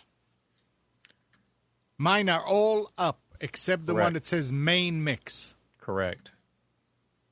The reason why, Nick, is you're confused because those buttons assign the output of the submix to the main mix. And that's exactly what you don't want. You're running through a submix so that it doesn't get into the main mix. What that means is that if you put your speakers on subgroups 1 and 2, or yours are on 3, 4, M9? Mine Yes. are on, what, you mean the subgroup? Yeah, your speakers. They're on the fourth one, which is, what is Yes, it? that's 3, 4, because they're stereo. Yeah. So what that means, Nick, is that if you plug your stereo speakers into subgroup 3, 4, Yes. then what you would do for the room like Amnon does is you would press on each of your channels, you have a 3, 4 button. Yep. You would press that 3, 4 button on every channel except the microphones. That way, when you listen to us talk back through the speakers, everything going through your mixer would come out of the speakers except your microphones. That way you don't get feedback in the hollow sound from having an open microphone in front of a speaker. Okay, that makes sense now. That's how we create a studio mix. If you use headphones, you don't even need to do that. So. You got it now. Yeah, it makes sense now. Darcy, this is a crazy show. That's Then all our right. job is done. We have succeeded. Yep. If you only knew.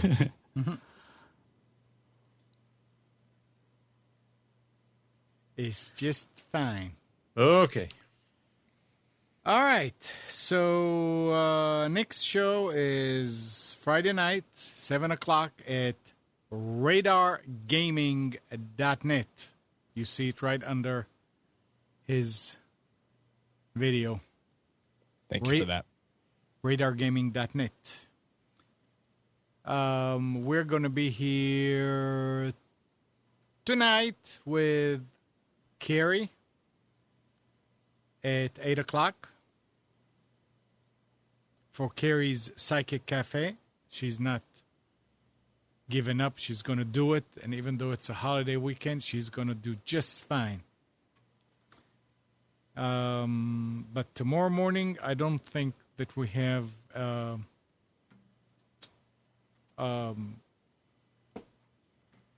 Health In or Breaking Free in the evening. So, but we still send out 24/7 live video. Well, live video to you. It's pre-recorded. What? Live something anyway. Yeah. So if you click on the watch live when we are not here, anytime, you will see it's a mix of pre-recorded shows. But that's it. Anybody has anything else to say? Have a peaceful weekend and a wonderful week, everybody. Hopefully we'll be here this time next week. Same time, same bat station. Mike, I would love for you to send me the whatchamacallit, the The niggly bit. because the ones that I got is not really What are you talking about? I don't know what you're the asking. music from Jeopardy. Oh. That can be handled. Okie dokie. Well, have a great week, everybody, and we'll speak to you soon. Bye for now. Take care, Steve. Take care, brush your hair. Thanks for having me on. Sure. Glad you're here. He always is there for help, to help. All right. Good morning, Kathy, Hannah, Nabil, Mac, Norm, Katie, and Donna. Thank you guys for tuning in to Computers 2K Now. We hope you enjoyed and maybe learned something from our time together. Remember to practice safe computing, back up your hard drive, and update your virus scanner. We'll be back here next Sunday at night, but you can always reach us at computers2know.com. And while you're at it, like us on Facebook by clicking the button on the lower left. And remember, today's show was brought to you by that vidblasterguy.com, Tom Sinclair, at www.vidblasterguy.com. Wednesday at 3 p.m. See you, everybody.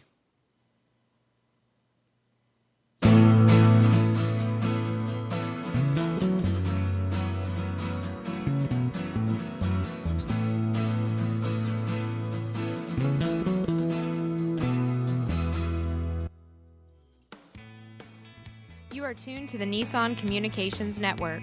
Our weekly lineup of call-in programs includes Computers 2K Now with Amnon Nissan, Sundays 9 a.m. till noon. Carrie's Psychic Cafe with Carrie Silkowski, Sundays 8 till 9 p.m. Health Inn with Debbie Bruck, Mondays 11 a.m. till noon. Breaking Free with Marilyn Shannon, Mondays 8 till 9 p.m. Reawaken Your Brilliance with Julie Seibert, Wednesdays 9 till 10 p.m. And if you tuned in too late, you can always watch each program in its entirety or download an MP3 audio file of it at www.nissancommunications.com.